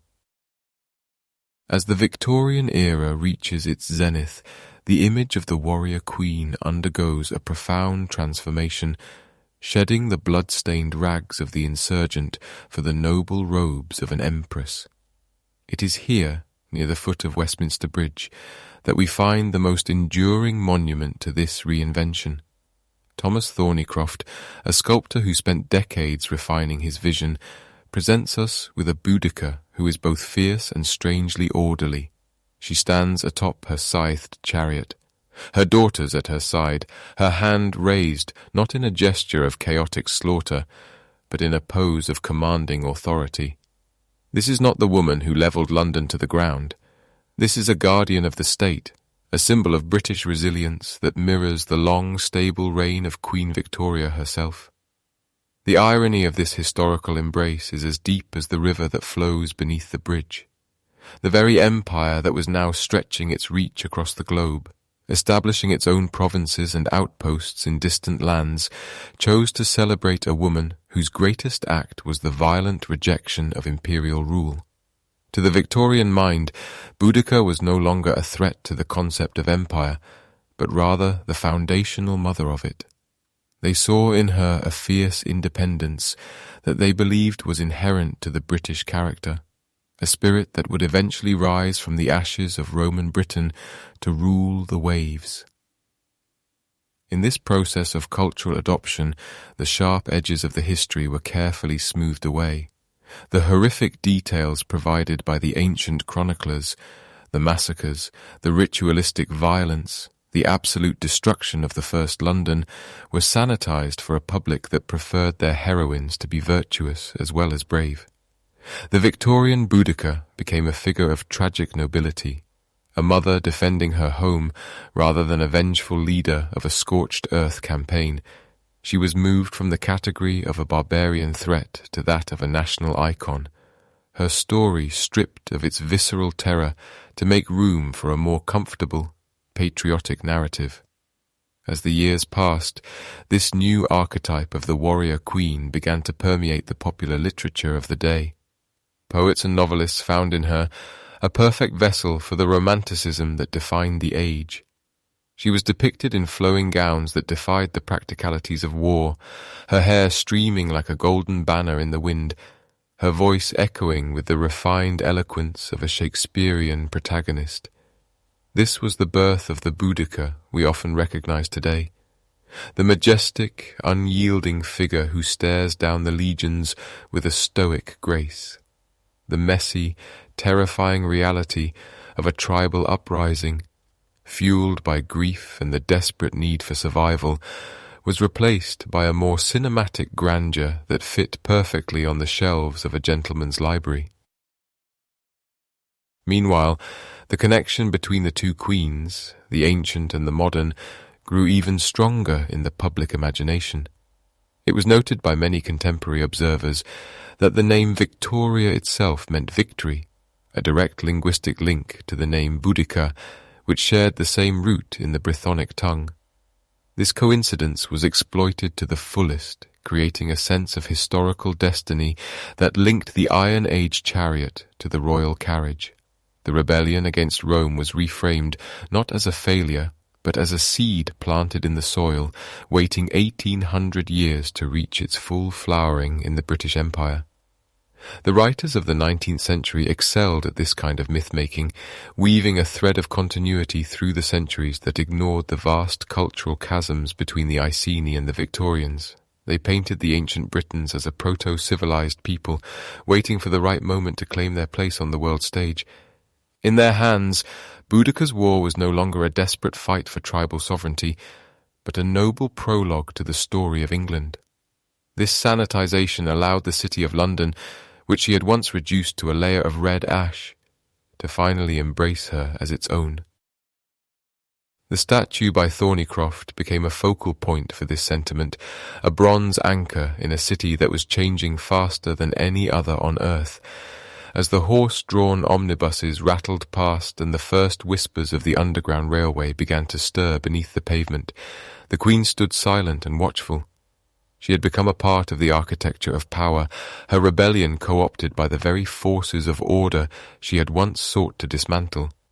It is a strange fate for a revolutionary, to be cast in the metal of her enemies and placed at the heart of their capital. And so, the warrior queen archetype solidified in the minds of the people, a blend of historical fragment and poetic invention. She was the British warrior queen, a title that carried with it a sense of ancient rights and unyielding spirit. In the novels of the time, she was often given long soliloquies about the nature of freedom, words that likely would have been foreign to a woman of the 1st century. Yet they resonated deeply with a public that saw themselves as the heirs to her courage. The violence of her campaign was relegated to the background, a necessary shadow to highlight the brilliance of her resolve. As the Victorian era drifted into the twilight of the 20th century, this version of Boudica remained the dominant one. It was a story told to schoolchildren, a tale of a brave woman who stood up to a bully, a simplified legend that lacked the nuance of the archaeological record, but possessed the power of a national founding myth. The complexities of the Iceni social structure, the political maneuvering of the various tribes, and the harsh realities of life under Roman administration were all secondary to the image of the queen in her chariot, defying the world. We see this influence even now in the way we talk about leaders and rebels. The warrior queen has become a shorthand for a specific kind of female power, one that is both maternal and militant, protective and fierce. But as we rest here in the quiet of the present, it is worth reflecting on how much of that image belongs to the woman herself, and how much belongs to the sculptors and poets who needed her to be something more than a ghost from the woods. The Victorian invention of Boudica tells us as much about the 19th century as it does about the first, revealing a society that was searching for its own reflection in the deep well of the past. The fires she lit in the year 61 were long extinguished, but the heat of her legend continued to warm the hearts of those who sought a connection to a wilder, more ancient Britain. In the soft glow of the gaslights, the Bronze Queen seemed to breathe, a silent witness to the rise and fall of another empire, her story forever entwined with the city she once tried to erase from the map. As the night deepens and the world grows still, we can almost hear the faint rattle of the chariot wheels passing over the stones, a sound that bridges the gap between the myth we created and the woman who once walked the earth, leaving a trail of ash and memory in her wake. The weight of a spade meeting the damp soil of East Anglia carries a sound that has remained unchanged for 2,000 years, a dull thud that echoes through the quiet morning mist.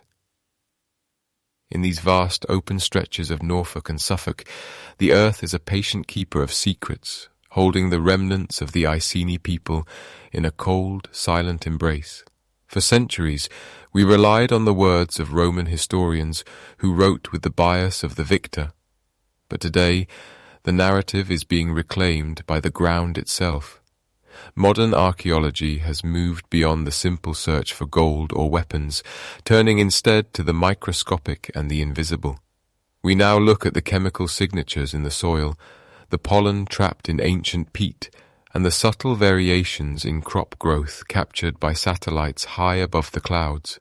These techniques allow us to peer through the layers of time without disturbing the peace of the landscape, revealing a world that was far more complex than the Roman accounts of barbarians would have us believe. We see evidence of sophisticated farming, of intricate trade networks that stretched across the Channel, and of a people who are deeply connected to the rhythm of the seasons and the sanctity of their groves. As we look toward the future of Iceni studies, the focus shifts from the fire of the rebellion to the quiet endurance of the culture that survived it. We are beginning to understand how the common people lived in the decades following the burning of London, finding that while the royal line of the Iceni may have been extinguished, their traditions flickered on in the shape of a brooch, or the way a home was oriented toward the rising sun. The modern archaeologist is a poet of the mundane, finding the story of a nation not in the ruins of a palace, but in the discarded shells of a meal or the worn path leading to a communal well.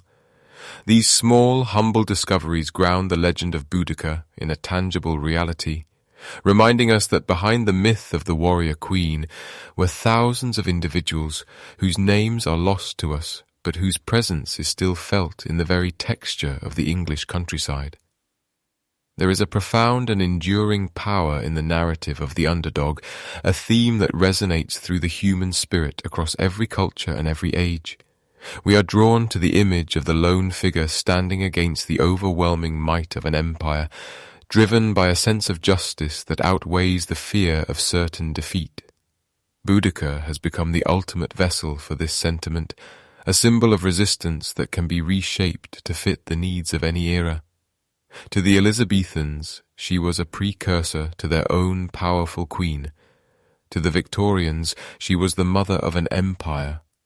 And to us, she is often seen as a voice for the marginalized, a fierce reminder that power without consent is a fragile thing. But in the quiet moments of reflection, away from the grand statues and the cinematic retellings, we must acknowledge the tragedy that lies at the heart of her story.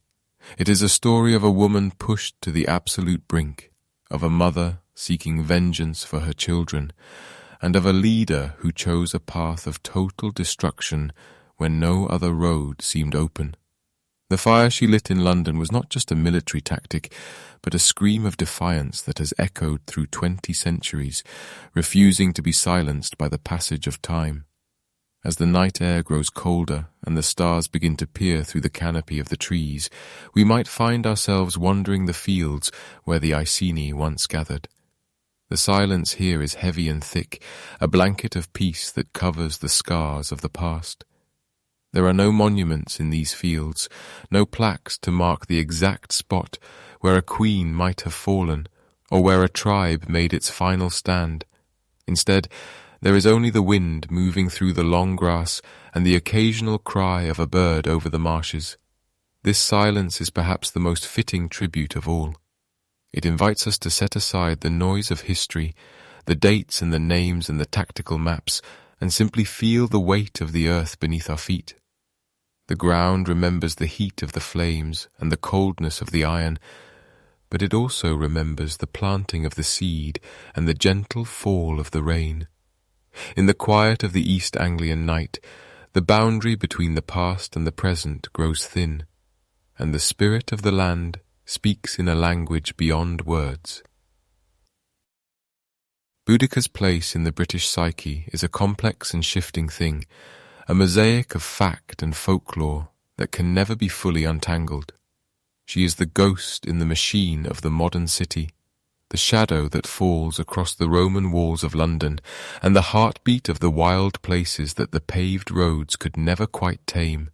We hold on to her because she represents a part of ourselves that refuses to be conquered, a spark of wildness that persists even in the most orderly of worlds. She is the reminder that history is not just a collection of events, but a series of human choices, driven by love, by grief, and by an unyielding desire for dignity. As we drift towards sleep, her image softens. The sharp edges of the chariot blades blur into the silver light of the moon, and the smoke of the burning city becomes the gentle mist of a summer morning. The story of the Queen of the Iceni is ultimately a story of memory. It is about what we choose to remember and what we are forced to forget. We remember the fire because it was spectacular, but we must also remember the silence that followed, the long years of rebuilding and the slow, steady persistence of life. The fields of Norfolk do not shout their history. They whisper it to those who are willing to listen.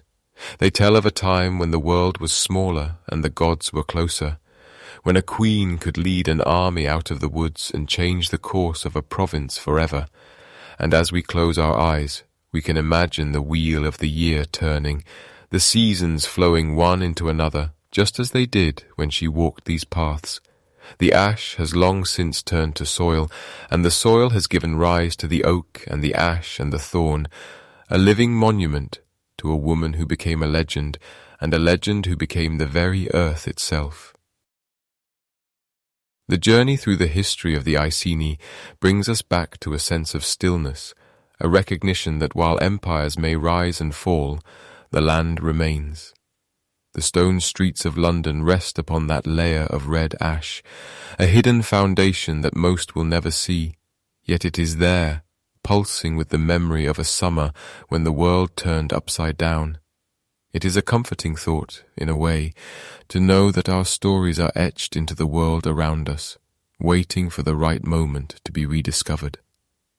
As the darkness settles in, and the mind begins to wander through the corridors of the past, let the image of the quiet fields be your guide. There is no more conflict, no more fire, and no more sorrow. There is only the long, slow breath of the ancient island, the rhythmic pulse of the tides against the shore, and the enduring presence of a queen who found her peace in the heart of the landscape. And so, we leave the chariot and the crown behind, letting them sink into the soft shadows of the museum of our thoughts. We return to the simplicity of the earth and the sky, to the quiet beauty of a world that continues to turn, regardless of the kings and queens who struggle upon its surface. The story of Boudica is a bridge, leading us from the harsh light of history into the gentle embrace of myth, where the details matter less than the feeling of the wind on our faces, and the knowledge that we are part of a long, unbroken chain of human experience. Sleep now, with the image of the golden fields in your mind, and let the silence of the Iceni lands carry you into a deep and restful peace. The fire has gone out, the ash has cooled, and the earth is at rest. In the stillness of the night, the Queen sleeps, and so may you, wrapped in the quiet legacy of a history that has finally found its way home.